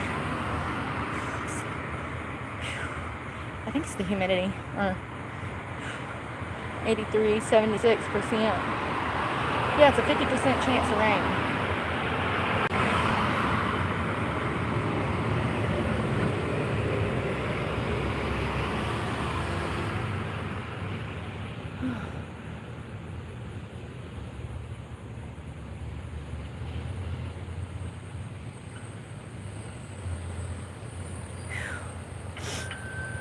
So it says that it's supposed to rain tomorrow. Really bad. It's supposed to thunderstorm most of the day. Like 10 a.m. to like 5 p.m. It's stressing me out. It's stressing me out. And I'll be fine. I have shelter for like the rain. It's just how am I going to work in rain? And also, I want to work out next week. Or this week. How am I supposed to do that? It's pouring. My pants get wet from the back of the bicycle throwing water up all over me. It's not really practical to bicycle in the rain.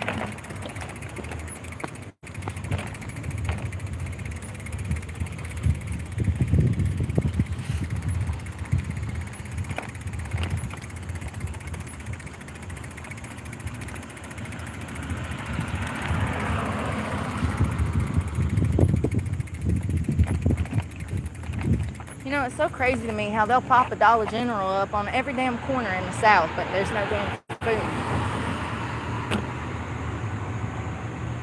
Dollar General every 2 damn blocks in the country. Nothing else though.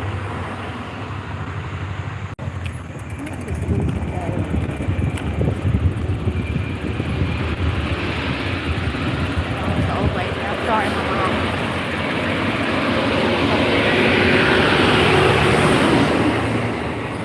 Oh, ain't she adorable? She's like 4 foot tall. And I'm like, oh my god. Ice white hair, like 100 pounds soaking wet. Bless her. Oh.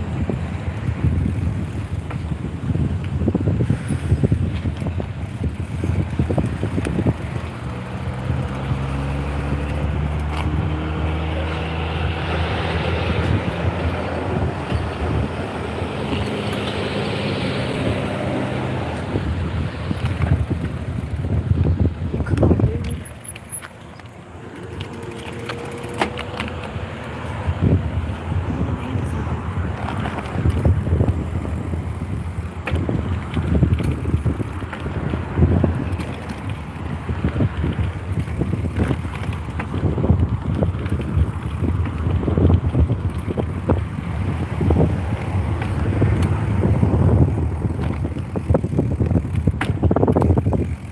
Yeah, I think that I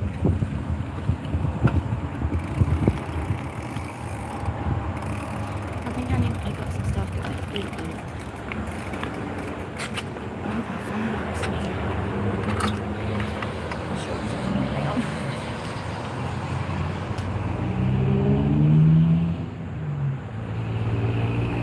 Damn, it's hot. They probably have music on. I keep putting my headphones in, but yeah, they do.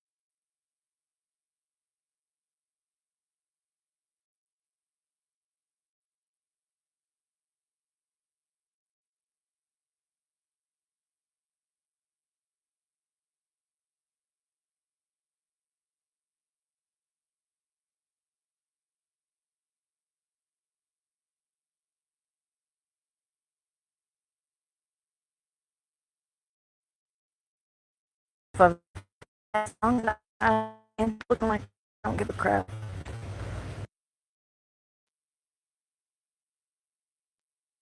These earthly things are unimportant to me.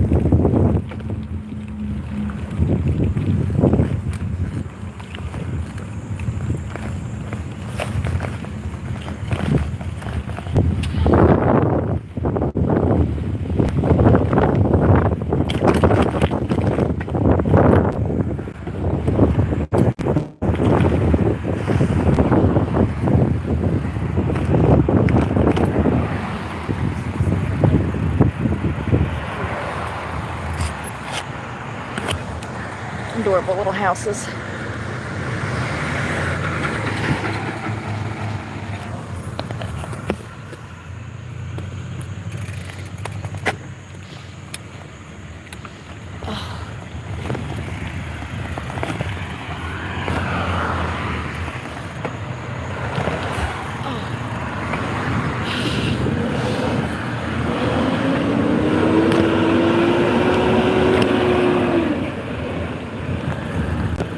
Where that fence is, where that dog's always about to bite me. Thank God they have 2 fences. I'm trying to fix it. Sorry.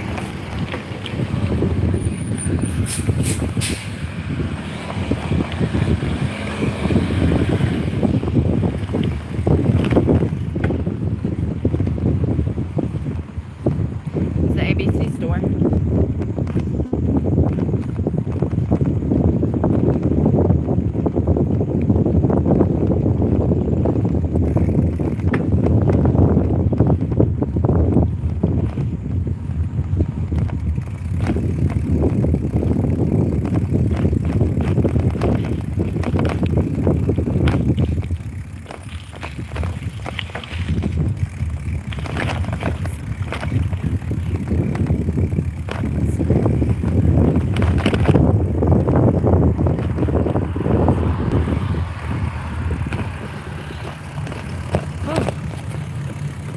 I don't know why it's so I don't know why it's so bumpy the other way.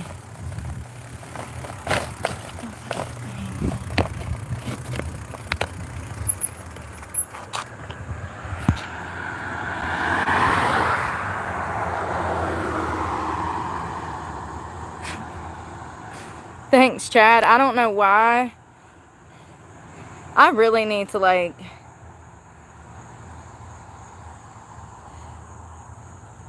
Thank you, Nick. Chad, I'm sorry. Thank you. For some reason, it won't let me show your message, so I pinned it. I'm so sick of YouTube censoring positive things, but if somebody can come over here and sexually harass me, they don't block that. I don't know why it blocked your message. It's so stupid. I really need to get into my computer so I can see if, like, someone is... Because it says another moderator handle it. I don't have a moderator. Unless I've accidentally gave permission to somebody. That's a possibility because of the settings buttons. That would be YouTube's fault. They have so many glitches. But on my computer, I have a way to go in and manually, on my analytics, see if anybody is approved for moderation. Ugh. Nothing wants to work. I'm sorry. What's that caffeine?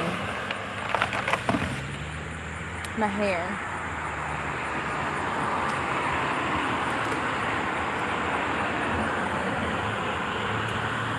It says message automatically held for review. Why?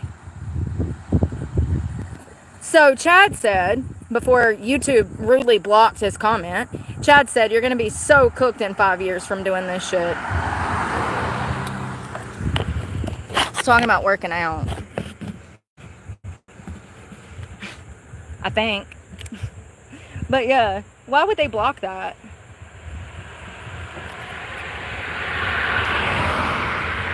But dudes can pop in the chat and say anal ?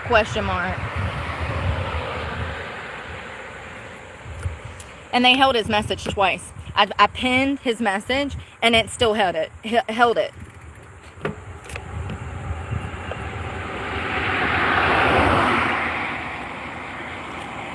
So the people that come here to give me positive encouragement, YouTube blocks that. And then when I pin the message, YouTube says, can't do that. It's up for review. But someone can come into this chat and ask me if I like anal. Happens every day.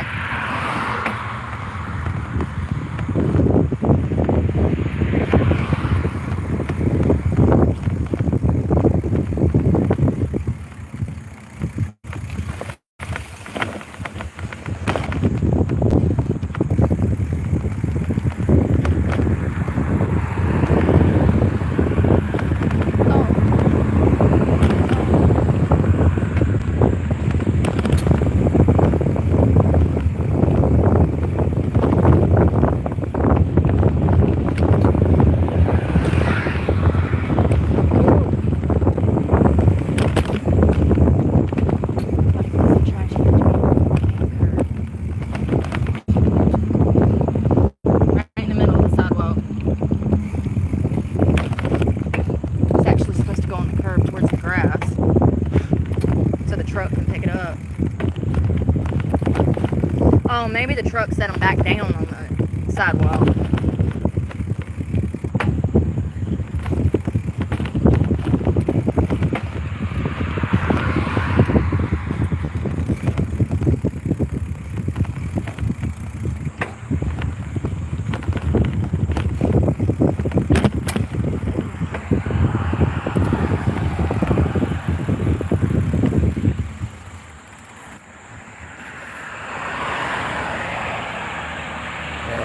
Sorry.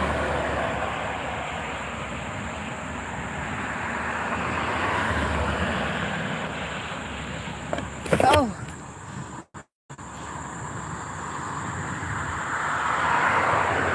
Thanks, Destiny. You too. And once again, it just...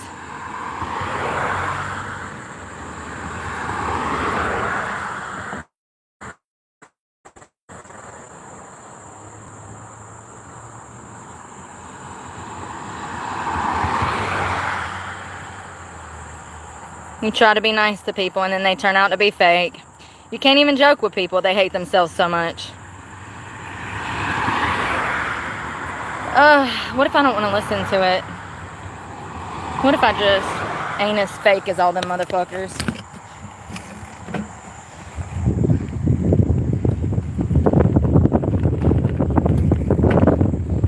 So I thought he was talking about working out. Apparently he wasn't. So, whatever. I don't give a fuck. This motherfucker's on my channel, jonesing for me, honey.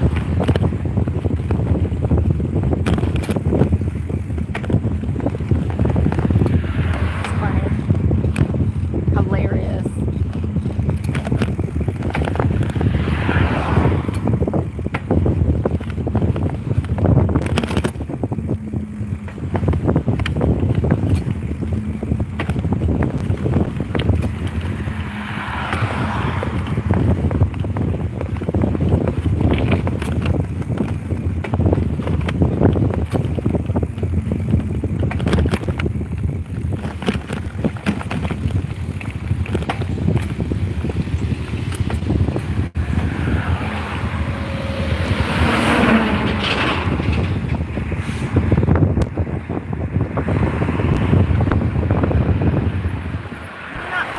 I swear to fucking God.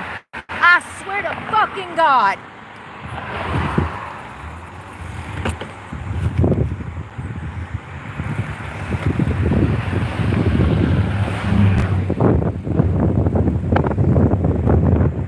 I swear to fucking God.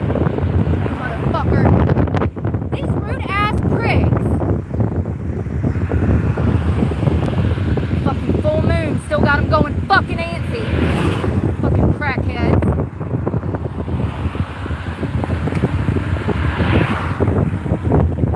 Try me. Goddamn try me.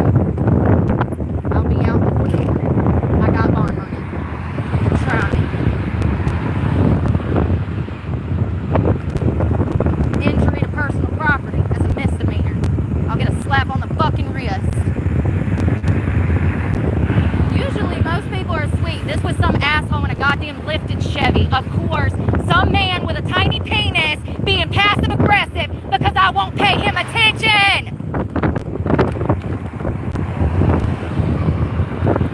Thinking life's a joke, playing with my goddamn life. While I'm carrying I'm sorry, I weigh 135 fucking pounds. I'm also carrying about 60 between the fucking bike and the book bag. So I've got over 200 pounds on me approximately, and you want to play with my life? You better hope I don't see your bitch ass in fucking town. I don't forget vehicles. I'm still looking for a bitch in a fucking blue Tesla from 2 weeks ago. Don't play with me!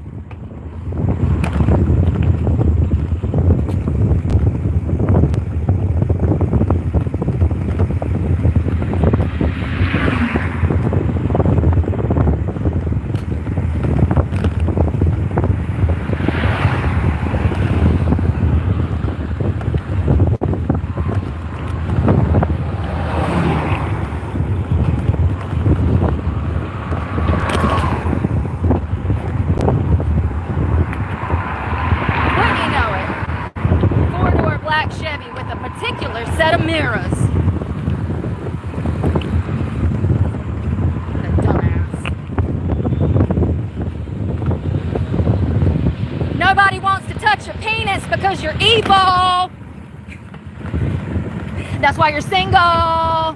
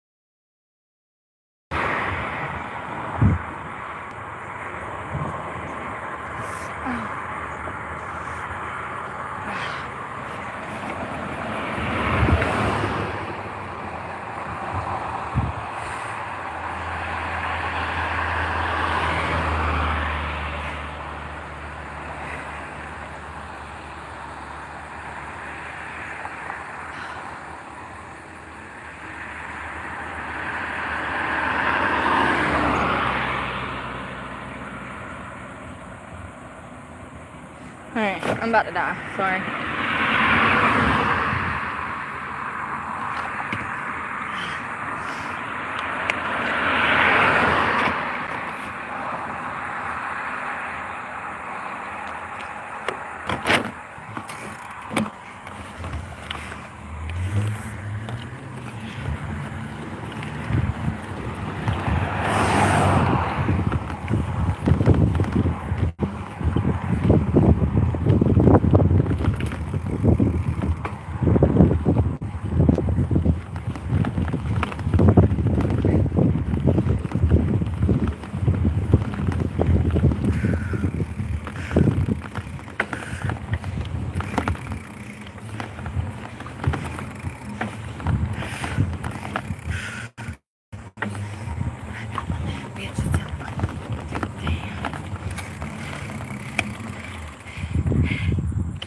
It's one of them hard days.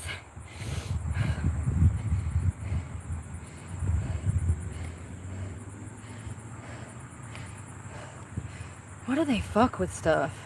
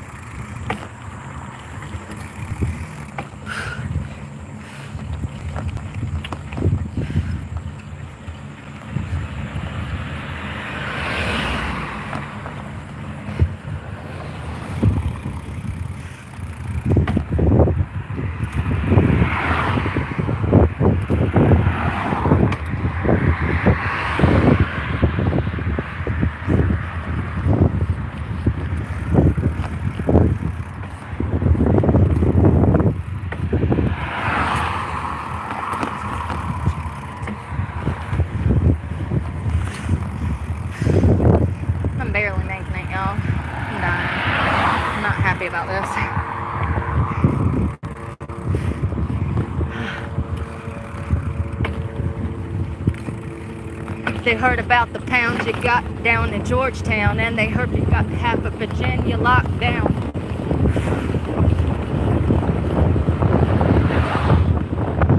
There's gonna be a lot of slow singing, the flower bringing, if my burger alarm starts ringing.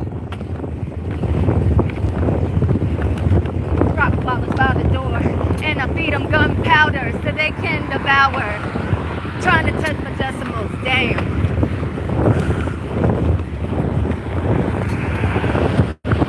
It's the one that smoke blunts with ya, see the picture, and now they want to grab the gun and come and get ya.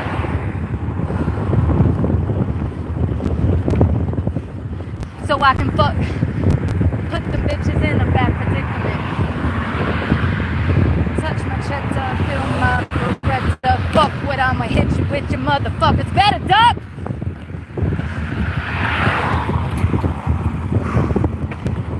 Cocked, extra clips in my pocket. I fuck around and get hardcore. C4 to your door, no beef.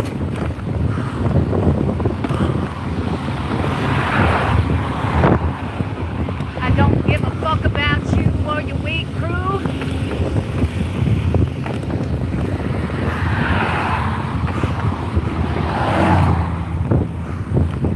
I just ran over a grasshopper. I'm sorry. I'm so sorry. I didn't want to do this today.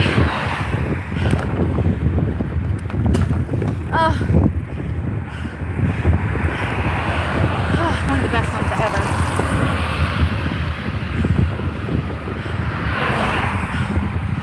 My legs. I can't breathe. I'm hungry. I'm tired. My legs hurt.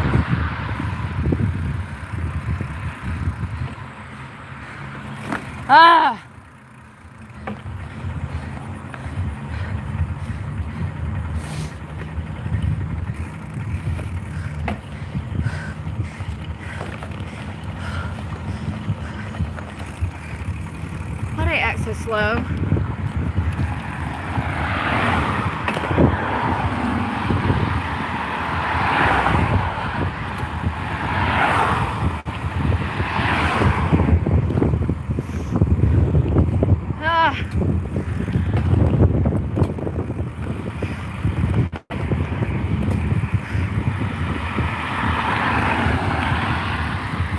You know, if you were going the speed limit instead of staring at me, Jesus.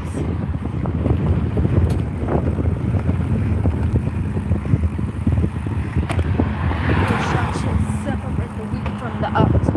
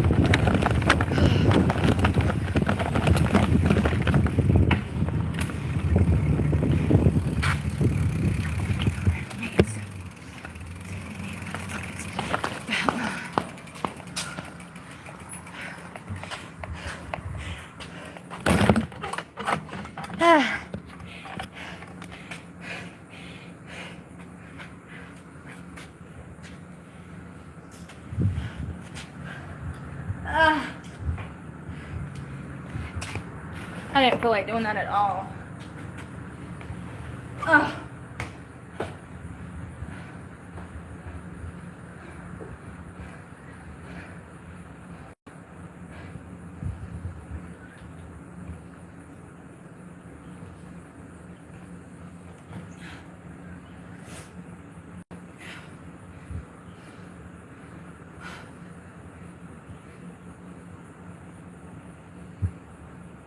We actually did 5.5.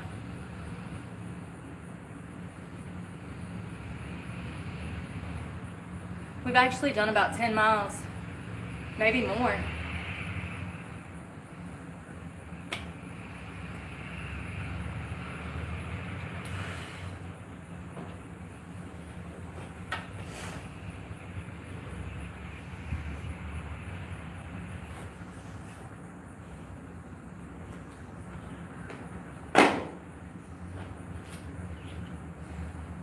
I'm tired, y'all.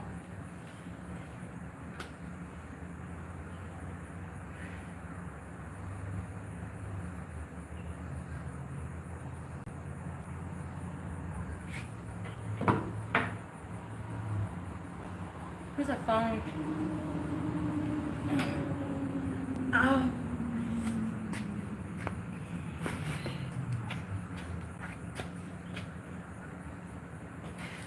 Oh.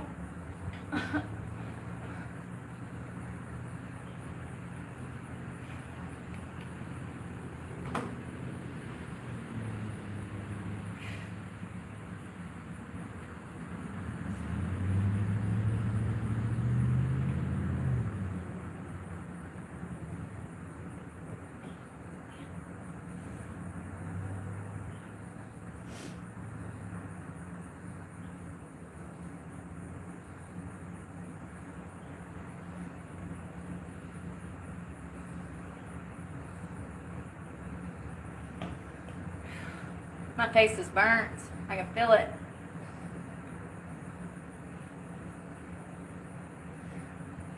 It's about to rain too.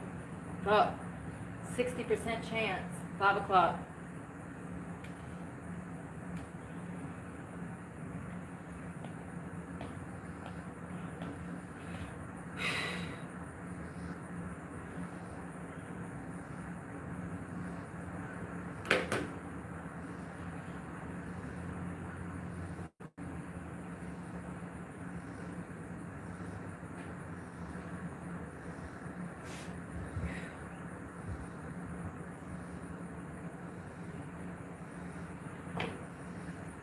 On my back.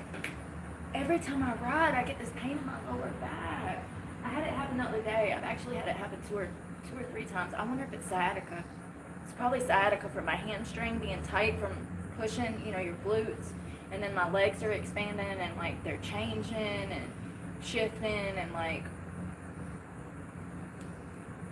that sciatic nerve from your glutes and hamstrings to your spine. The best thing to do is like a hamstring stretch.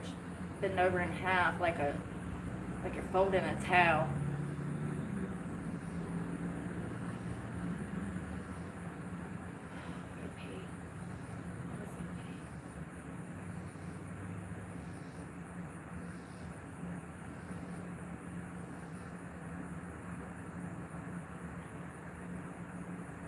What the fuck?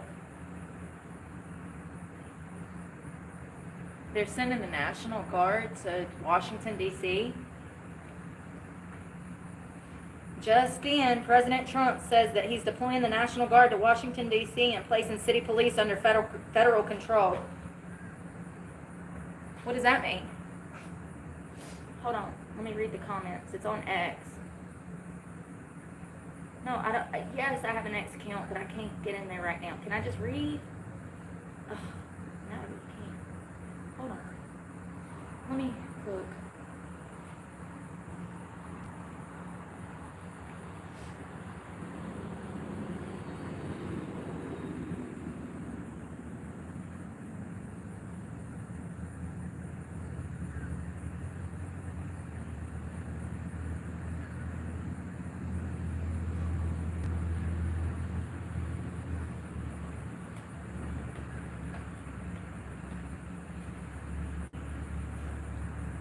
Spell my name right. B-R-O-K-E.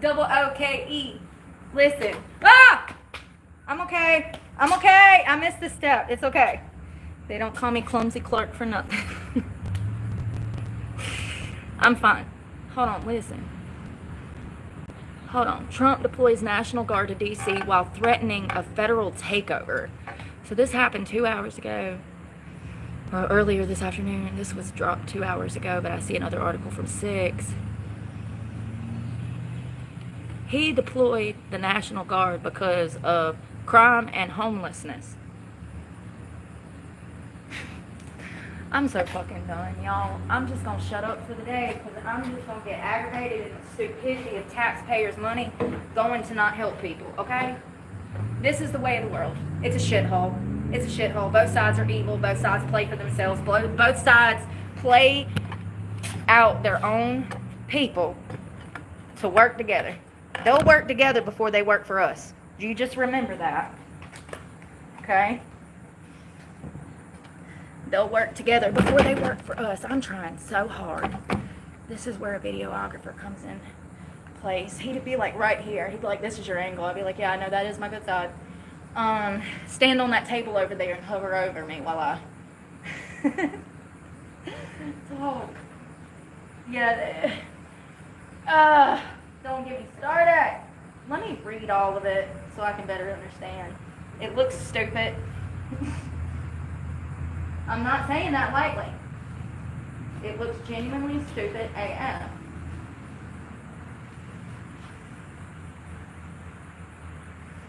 Let's see. He said that the city is overwhelmed with homelessness and drug problems and crime in an account disputed by city officials and police data.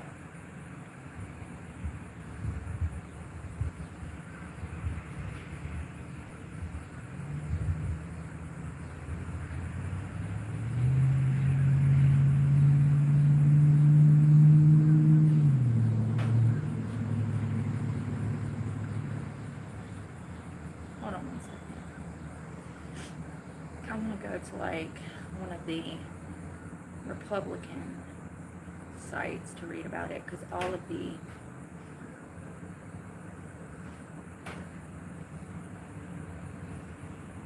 of the articles are talking crap about him, you know, as they should, because he's making poor choices. But I would like to get a different perspective. So it looks like about 800 troops will assist local law enforcement amid the president's pledge to crack down on crime in the nation's capital. And it is bad. I was actually in D.C.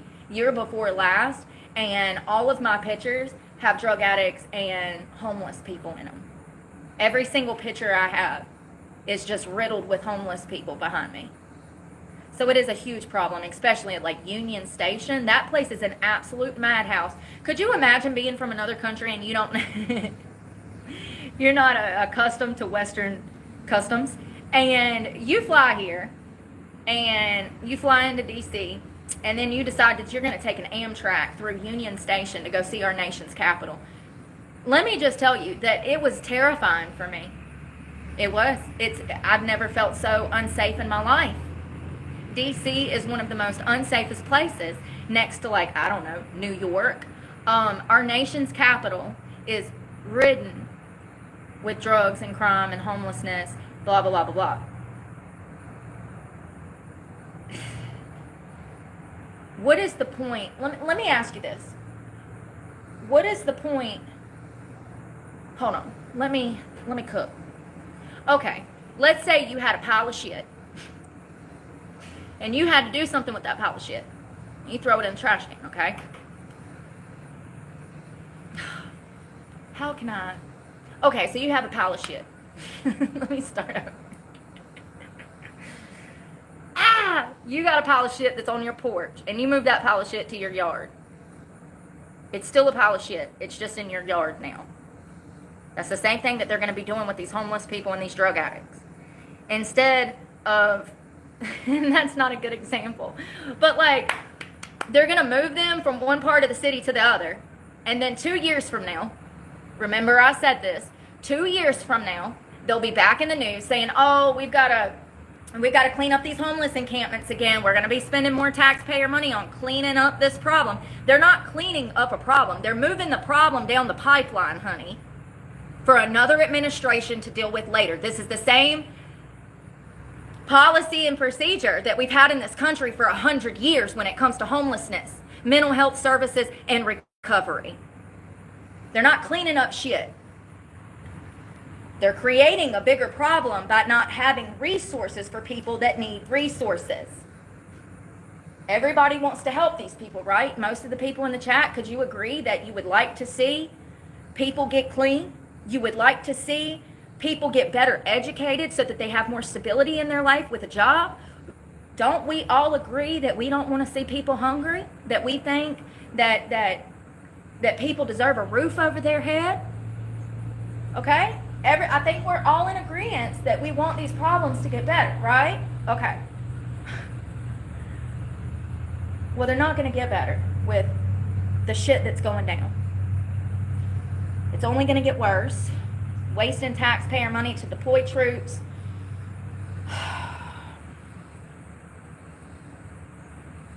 They're pushing the problem down the pipeline for next year or the year after.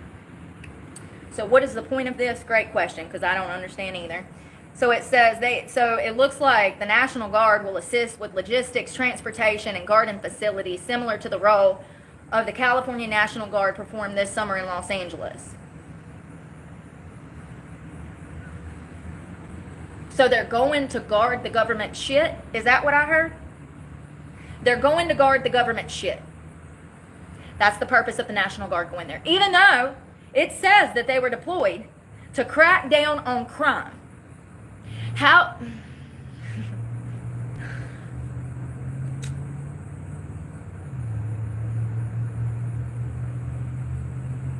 The troops will not have the arrest authority, but a military police unit may play some role in detaining suspects while waiting for local law enforcement to make an arrest. Can I just reiterate that the troops were sent there to help with homelessness and crime and drugs? How does arresting them help them? Yeah, it gets them off the streets. It's a temporary fix. And then they get back out and they get back on drugs. Then their mental health problems start to spiral. Then they go make another homeless encampment. And here we are 2 years later. And you'll be telling us, oh, we got more encampments to clean up.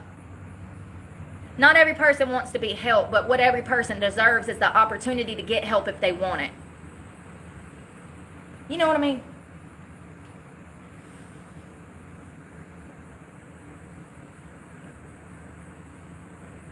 The exact role of the troops has yet to be fully spelled out by the White House. Go figure. Go figure. Damn it, I'm breaking everything.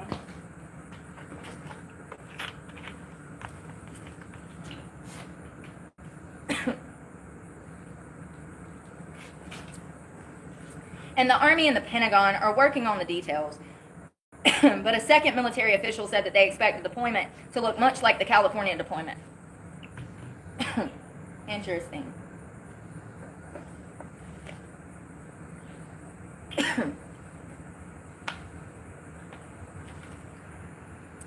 Although crime in Washington hit a 30-year low last year. Bullshit. By whose damn calculations? Who in the Joe Biden administration come up with that buffoonery? Anybody that's been to Washington, D.C. in the past 5 years know that it's dangerous. You would not let a child 15, 17 years old walk down the street by themselves there. I swear to God, they lied about everything, y'all. Well, we know they lied about, the Biden administration lied about job numbers, lied about misappropriation of funds. If that's how you say that, they were stealing money, honey. They lied about, look at all the lies they've been caught in. Would it be a far-fetched they're lying about the rate of crime? About crime statistics? No, it's in their benefit to lie about crime statistics because it looks good on their administration if crime is going down. It looks like they're doing something. There is no way on God's green earth that crime has went down in any major city in this nation since COVID. Open your damn eyes. Look around. So it says, although crime in Washington hit a 30-year low last year, President Trump objects to that theory. President Trump says that crime is at an all-time high, which is exactly why he's sending in the National Guard. The media says, no, crime is down. The Biden administration says, oh, crime was down. It's all lies. He wouldn't be sending the National Guard if he didn't need them. I think it's... I see both sides. Once again, I'm a mediator. I don't agree with wasting taxpayers' money on frivolous shit. I think this is pretty frivolous. Do I think that we should have the National Guard there just in case? Absolutely. Absolutely. Do I believe that it's a 30-year low of crime in D.C.? Hell no. I was just there 2 years ago. I saw it myself. I was shocked. There was needles in the street. And I'm not talking about one or two. The storm drains would be full of needles, homie. Leaves and debris and sticks and needles. Meth pipes. One second.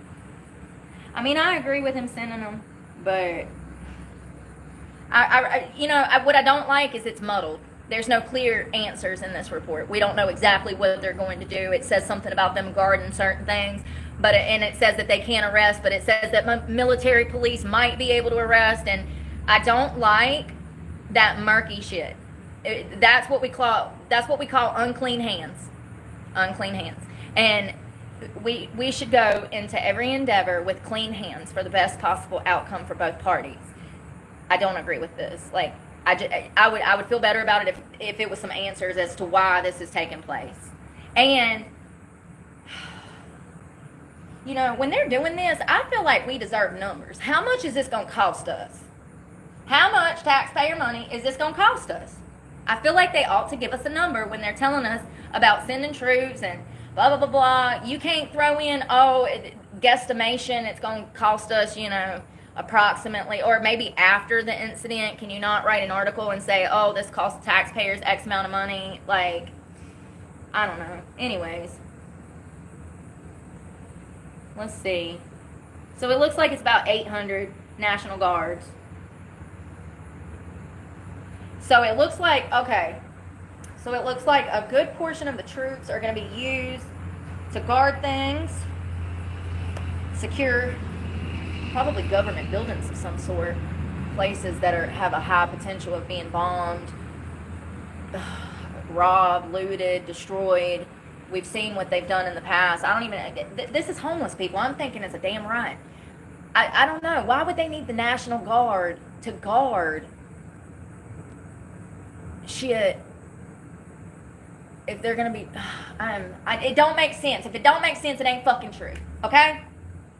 If they're sending the National Guard in there to help with crime and homelessness, then why are they going to be using over half the troops, actually about 600 of them, to guard government buildings and government property?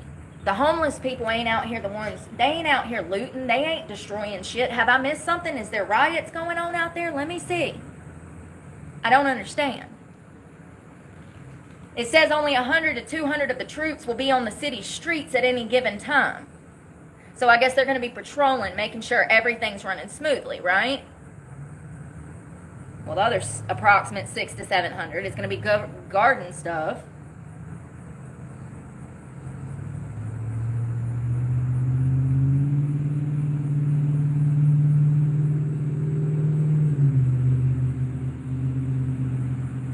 See, it says their duties will include an array of tasks from administrative, logistics, and physical presence in support of law enforcement. This sounds like a crock of shit. I'm sorry. I'm not sorry.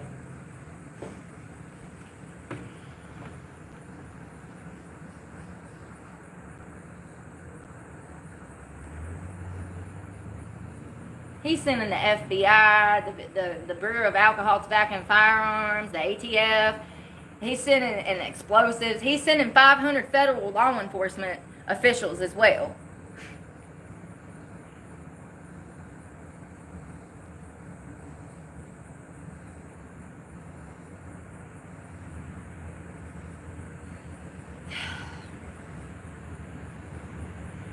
So there has been protest.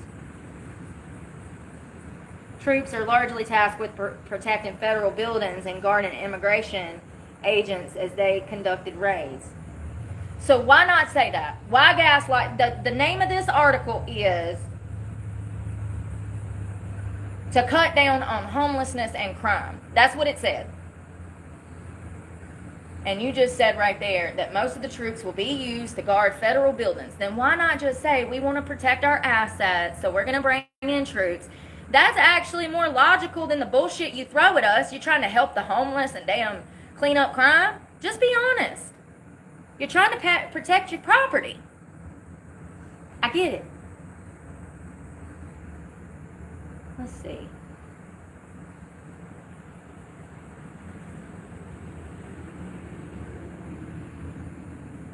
The way that they package it pisses me off, because the general public, they read that title and they read it and they take it as whole. For instance, the new executive bill for homelessness. Most people are under the impression that he signed that to help people. That's not to help the homeless. That's actually to throw more people out into homelessness. Go read the bill. 44% cut. 7 million people. And out of those 7 million people, 44% of them are going to be homeless next year. Not to mention that homeless order to help drug addicts. Yeah, he actually reenacted an old law that states that police can actually involuntarily commit people. Yay. And they are to take them to a drug rehab facility and then to jail. And you know, the whole crazy thing about that is that's not even, from what I've read, that's not even clean cut. Like, it's not, it's, once again, it's like up in the air. It's like, well, what do? We can't hold them indefinitely in jail if we don't have them charged with something. Like, this is not a mental health facility where we can just hold people. It's crazy. It's a fucking mess. All of it. So yes, they've been protesting in D.C. Why? Because they're losers with no jobs, okay? Losers with no jobs. Demonstrators, is that what we're calling it? Have they burned something? Because they're no longer demonstrators if they've set shit on fire, broke shit. No. That is, you're not protesting when you're destroying shit, okay? That's a riot. When public property and personal property is being destroyed, that's a riot. Let's know the difference. Peaceful protest or a protest. I don't even know where peaceful protests come from. Like, all protests are supposed to be peaceful. If they're not peaceful, then that's a damn riot. Do you get it? Do you get it?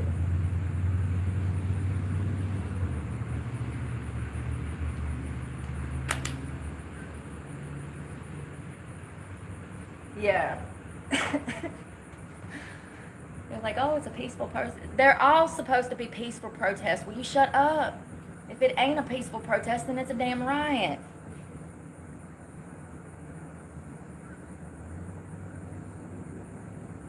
$150 people? That's all that showed up. We need 800 National Guards and 500 FBI, ATF, explosive. I mean, it literally had ATF-E. We need 500 federal employees and 900 National Guard members for 150 people. Listen, let me just finish reading. I gotta laugh about it. Okay?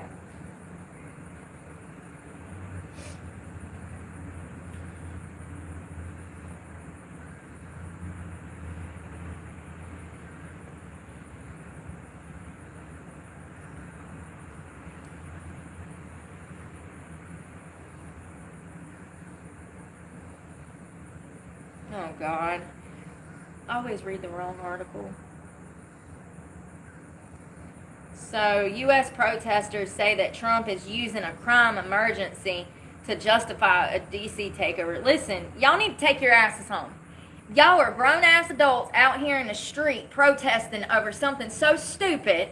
No, you deserve to go to jail. Take your ass home or go to jail. You better be glad I'm not president. Take your ass home and act like a damn adult with some sense, or go to jail. And I believe in the death penalty, so you better leave me the damn alone. You better leave me alone. You better be glad I'm not president. We wouldn't have no pedophiles. We wouldn't have no perverts. The world would be a happy place.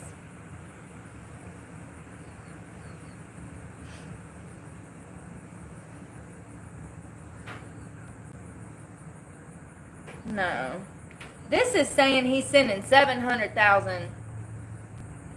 Listen, he simultaneously announced the Pentagon would deploy U.S. National Guard forces to the city of more than 700,000. Oh, that's the city of Washington. Jesus Christ, Brooke. Jesus, can you make me smarter? Because I can't try no harder. So it's 800 plus the 500 federal. I mean, you know,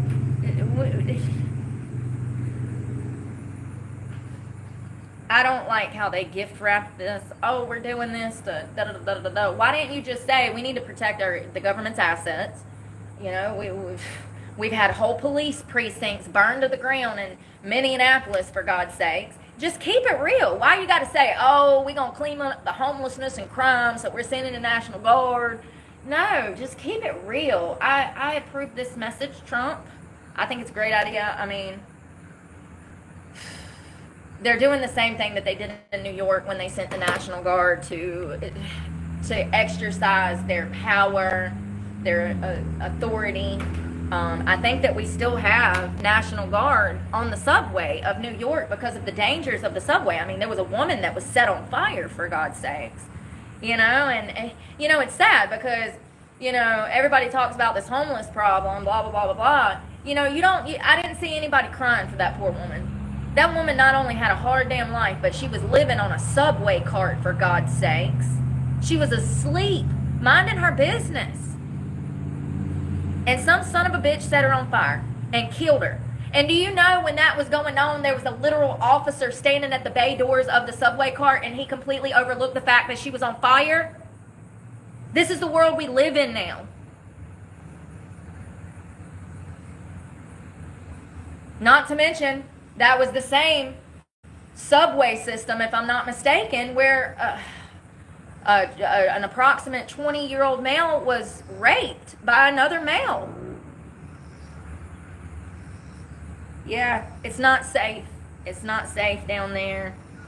Are there National Guards still in the New York subway?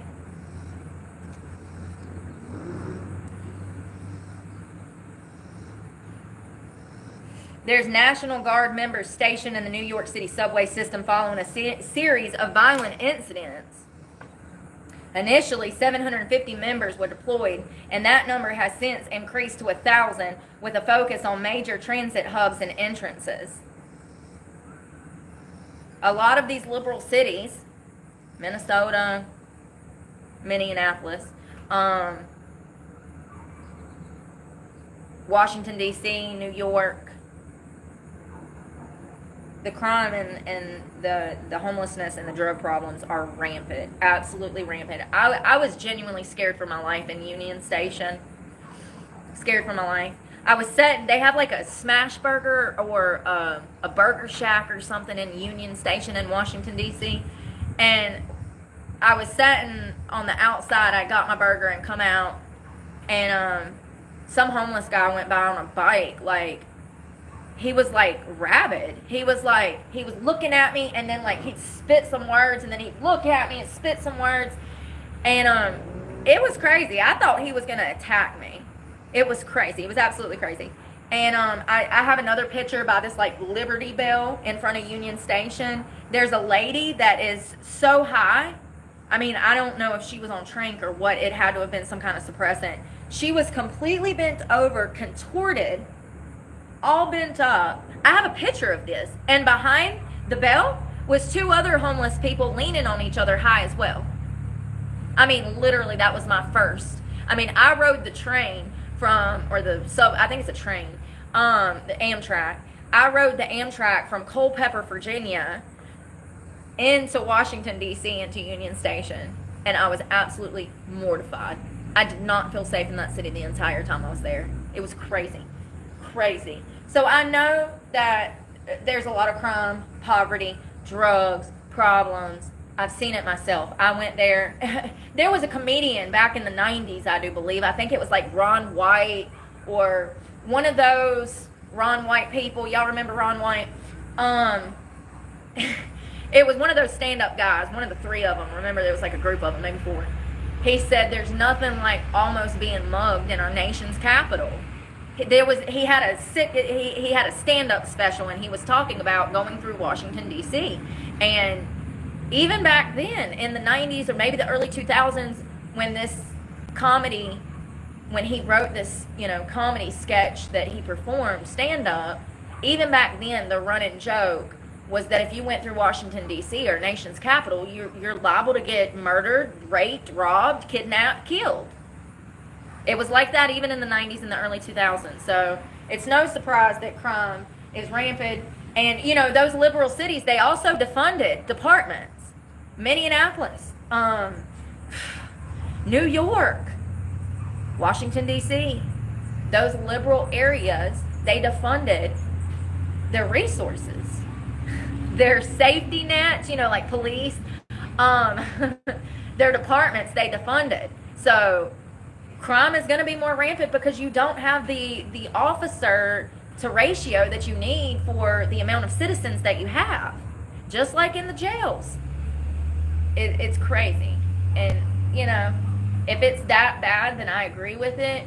But I don't like how the media and Trump or any administration, it's both administrations that do this, they gift wrap what they're doing as something else. They'll say, oh, we're going to go clean up this homelessness problem, but what they say and what they do is completely opposite. And I don't agree with that, but I do agree with securing our nation's capital and protecting our assets and throwing anybody in jail that don't know how to damn be an adult. Adults are not out here in the street, I'm sorry, protesting. Adults have jobs. They have work tomorrow. They got bills to pay. They got stress. They ain't got time to be out here in these streets protesting for damn LGBTQ rights. The only thing you'll catch me out here in these streets protesting for is Jesus, honey, okay? And that's the only thing you should protest for. Seriously. It's all right to pull for things, to have an opinion, yeah, but being out here in these streets destroying property, are you kidding me? Never have I ever. The closest I ever got was I got in a fight with a cop one time and I kicked his car windows out. That's about it. Like, that's literally the only time that I can think, oh, that's bullshit. I destroyed a boyfriend's TV one time. Yeah. Dropped it on the ground. Intentionally. So, yeah. And I'm foul for that, I'm not proud of that. We all live and learn. I would never do something like that again because I still regret it to this day. I have a deep conscience, man. I carry shit with me. I'm still thinking about that grasshopper I ran over on the way over here. Killed him dead, flattened him out like a damn pancake. He was so cute. I couldn't stop it. By the time I saw him on the ground, my bike wheel was running over him. He went to heaven. Animals are innocent. They go to heaven. I'll see him one day and I'll apologize to him in person. But for real, yeah, the TV thing, I dropped a TV on the ground one time. But no, like being out here and destroying, like the riots where they were destroying shit in California, it's unacceptable. I would never do something like that, and you shouldn't either. And I think people that do shit like that are insane. Absolutely insane. And when I was like 20, I might have been out there with them idiots. That's the sad thing. I'm glad that all of this stuff is happening now. Because, think about, I've said this before. If the LGBTQ plus movement would have happened during my generation, I would not be a girl right now. I would have transitioned 100%. They would have been able to infiltrate my mind completely and convince me that I was better off being a boy, and I would have done it. I was already a tomboy growing up. I grew up around boys. When I was at my family's house, I was around boys, and I was such a tomboy, especially in middle school. Even in my first 2 years of high school, I was extremely tomboyish. And if the LGBTQ plus gender transitioning movement would have been around when I was a child, I would have fell for it hook, line, and sinker just to have a community of people just to have a community of people, because I was so lonely and so isolated. Just to feel a part of something, I would have jumped on that bandwagon. And so many of these children have, and there's so many, detransitioners that are coming out now, or detransitioners. And a lot of them say that. They say that they wanted to be a part of something. It was social pressure from people at school, I would have fell for it. I'm so glad that movement happened. I wish that movement never happened, because children are to be protected. They're not toys to be played with like lab rats, okay? That's my childhood. I was one of those children, and now I got to watch the upcoming generation get mutilated. I'm literally getting chill bumps. I thought my upbringing was bad with all of these meds that they had me on, jumping from foster home to foster home. I can't imagine if they had me on damn hormone replacement or hormones to change me while I'm going through puberty, and then also playing this game of potentially mutilating on me. God, what mental health problems is going to come from all of this? We're seeing them out here. It's so sad, but I'm glad that all of this has taken place after I've become an adult. Because if any of this would have happened before my 30s, I probably would have been out there with them, honey. I was already marching for damn BLM. Sure did. Even damn decorated my damn car. Like, I am so embarrassed. I hope that there is no pictures of that shit on my old Facebook, but I'm sure there is. And even back then I was a mediator, because one side said blue lives matter and the other side said black lives matter. So even back then I saw both sides, even though I was a leftist. I was like, well, ain't all cops bad. Yeah, most of them are, but ain't all, and I don't know if I think most, but, there's always going to be bad apples in any community of people. So anyways, even back then I was still, even when I was on the left, I was still a mediator. I saw both sides. But I'm so glad that I come to my senses eventually. I mean, I still honestly identify probably more as a conservative or Republican, but I'm just disappointed in the way that things is going. I think a lot of people are that are my age. I find that I found like two groups of people, like the people that are like diehard MAGA supporters. That's going to be the older crowd, the boomers. And then there's this other generation of us that's like, I don't know, 45 to 25. We own some new shit, and we pissed. We want to see the Epstein files. We want to see who all was on the list. We want to see the motion of discovery from every damn thing that we can. And we're pissed. And, it has a lot of conservatives talking.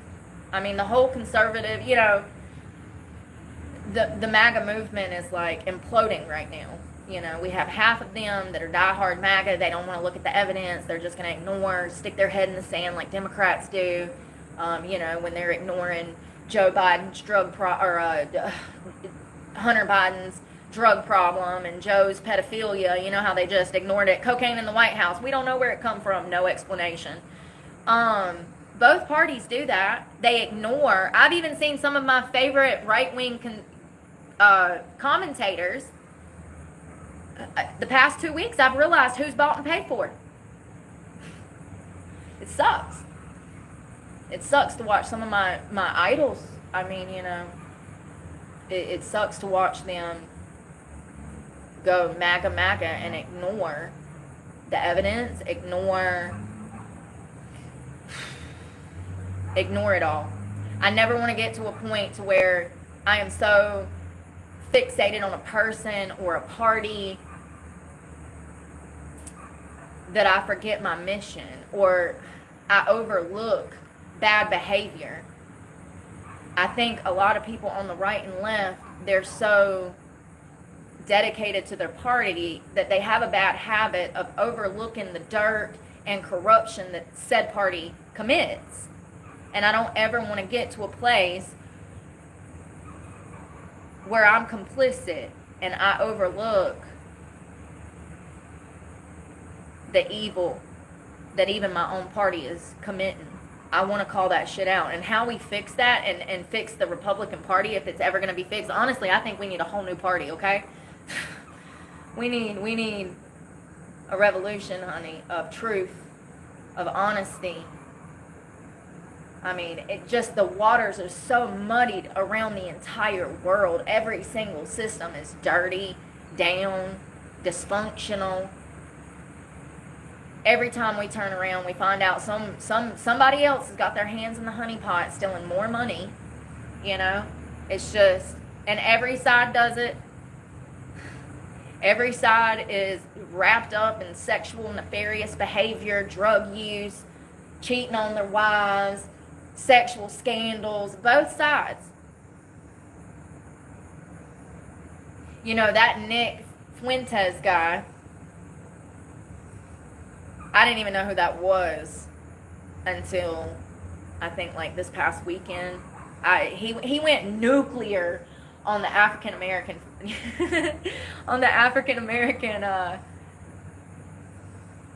community, and he didn't tell no lies.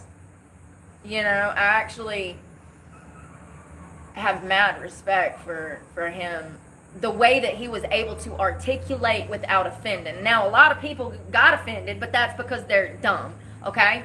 That's because they're dumb. They operate on feelings instead of facts. They're incapable of taking accountability. They're incapable of having a level of awareness to realize that what he's saying is not about them personally, but about the community and the culture, okay? It's a lack of intelligence, ego, pride, whatever.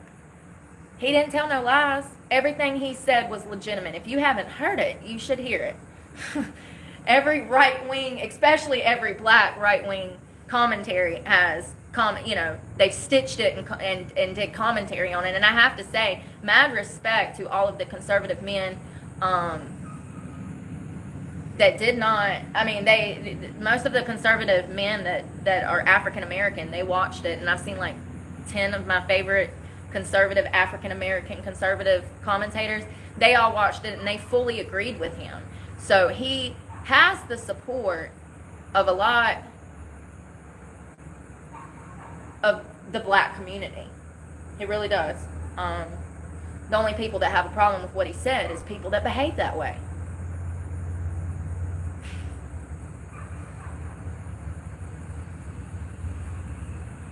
Yeah,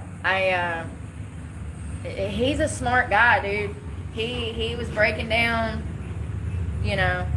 Israel and stuff like that, and the president, Netanyahu. I try so hard. Netanyahu, that's my best guess, okay? He's the, is that who that is? Yeah, I think so. Netanyahu? Who's the president of Israel? I need to shave my legs. Oh, no. That's South Africa. Who is Netanyahu?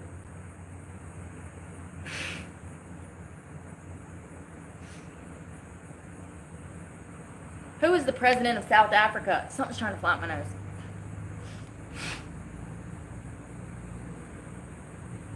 Who is that Netanyahu then? Now I can't. Lord have mercy. Why do I do this to myself? My hip. My hip.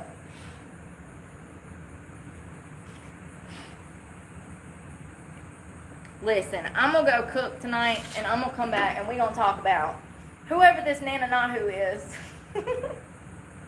We're going to talk about Israel. I'm going to go do some research and see what I can find. I'm sure half of y'all know better than me. Maybe tomorrow y'all can tell me. How about we do that in the morning? How about you teach me something tomorrow? Teach me about the history. I don't want what the history books say. I want the underbelly history, the back room history, the skeletons in the closet history, of Israel and our ties. It seems like this shit goes all the way back to like the George Bush era, and it also has to do with Epstein. He was working for our government. Ghislaine Maxwell's father was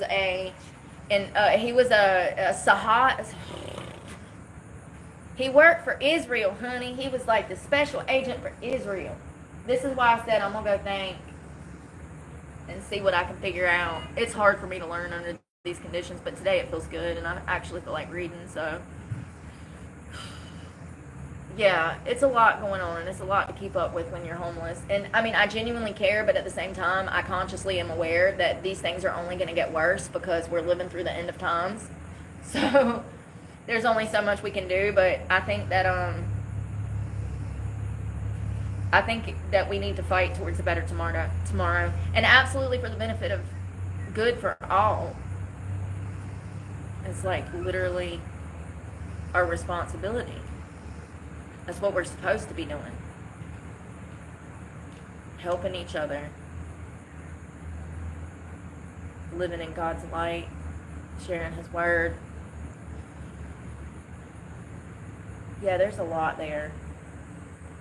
Yeah, so allegedly, from my basic understanding, Epstein, Israel and the United States essentially were in cahoots together to collect blackmail on world leaders, presidents, princes, and that was the whole objective of the Epstein Island, was to collect blackmail. But that Epstein story with Israel and Ghislaine Maxwell's father, that has something to do with the current war. It does.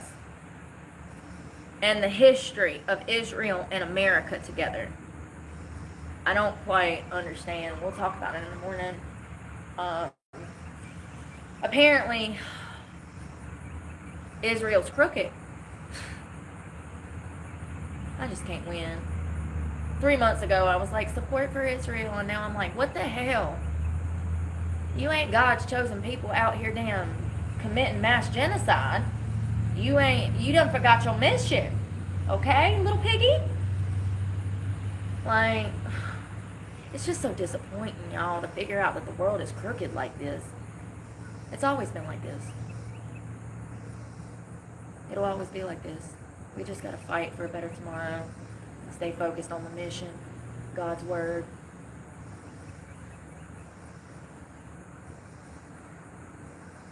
It's actually scary shit. The threat of nukes and scary shit. Yeah, I don't know much about it. I honestly highly doubt that either one of my parents even knew where the hell Israel was. You know, it wasn't like politics was huge in our home, local or, national world. That was not really. I didn't grow up with a family that was involved in the world. Quite the opposite. They were completely isolated. They saw family, but it was different. The only time we really watched the news or anything like that was when major events would happen, like 9/11. That was crazy. That was absolutely insane. That was probably one of the scariest days of our lives. The whole nation just stopped. It's crazy to think about how everybody just stopped. It was one of them times where people were being sent home from work. Children was being sent home from school. Parents were rushing to schools to pick up their children. It was mass panic. And after everybody got home and got settled, the world stopped in just complete shock at what had taken place on 9/11. It's heartbreaking still thinking back. I think that absolutely affected my life in a political way. It's probably one of the leading reasons that I'm so interested in terrorism, world peace, just political things, Probably a lot of us millennials, are the ones out here that's completely, ejecting ourselves, out of the MAGA movement, because this doesn't make sense. This is not what we signed up for. Not millennials.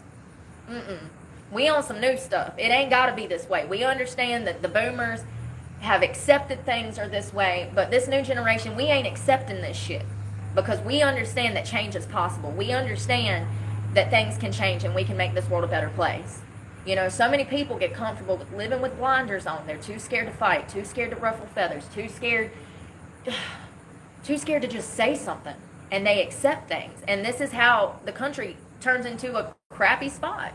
Generation after generation just accepts things. This millennial generation, my generation, this upcoming generation, we ain't going for that.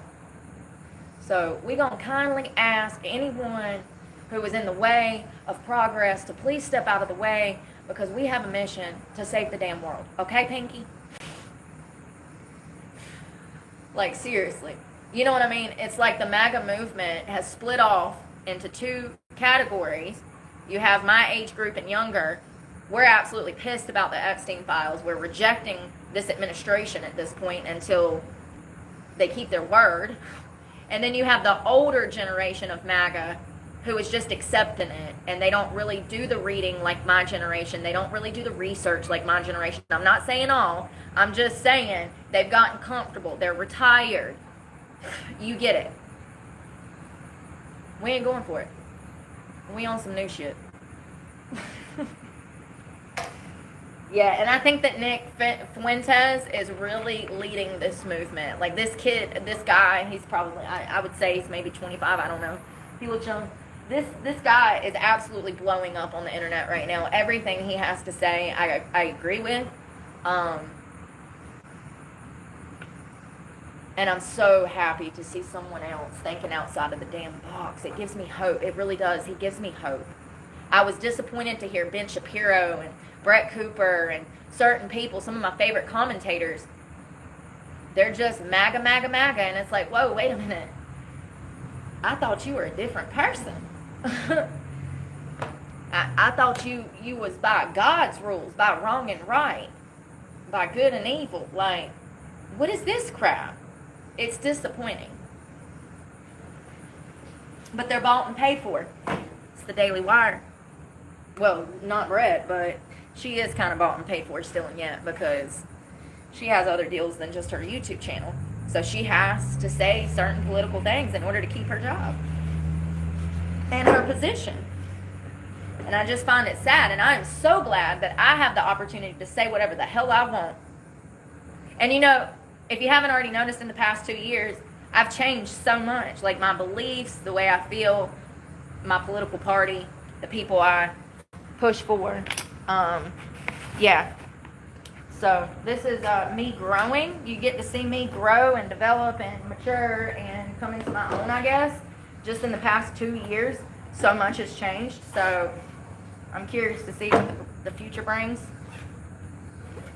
I'm going to run, y'all. I really hate this. Maybe I can figure out some type of situation to get it to work. I love you guys, and I hope that y'all have a good night. And y'all be safe, and we will talk tomorrow. I gotta get my ass on the road. This phone's about to die too. I'm on 2%.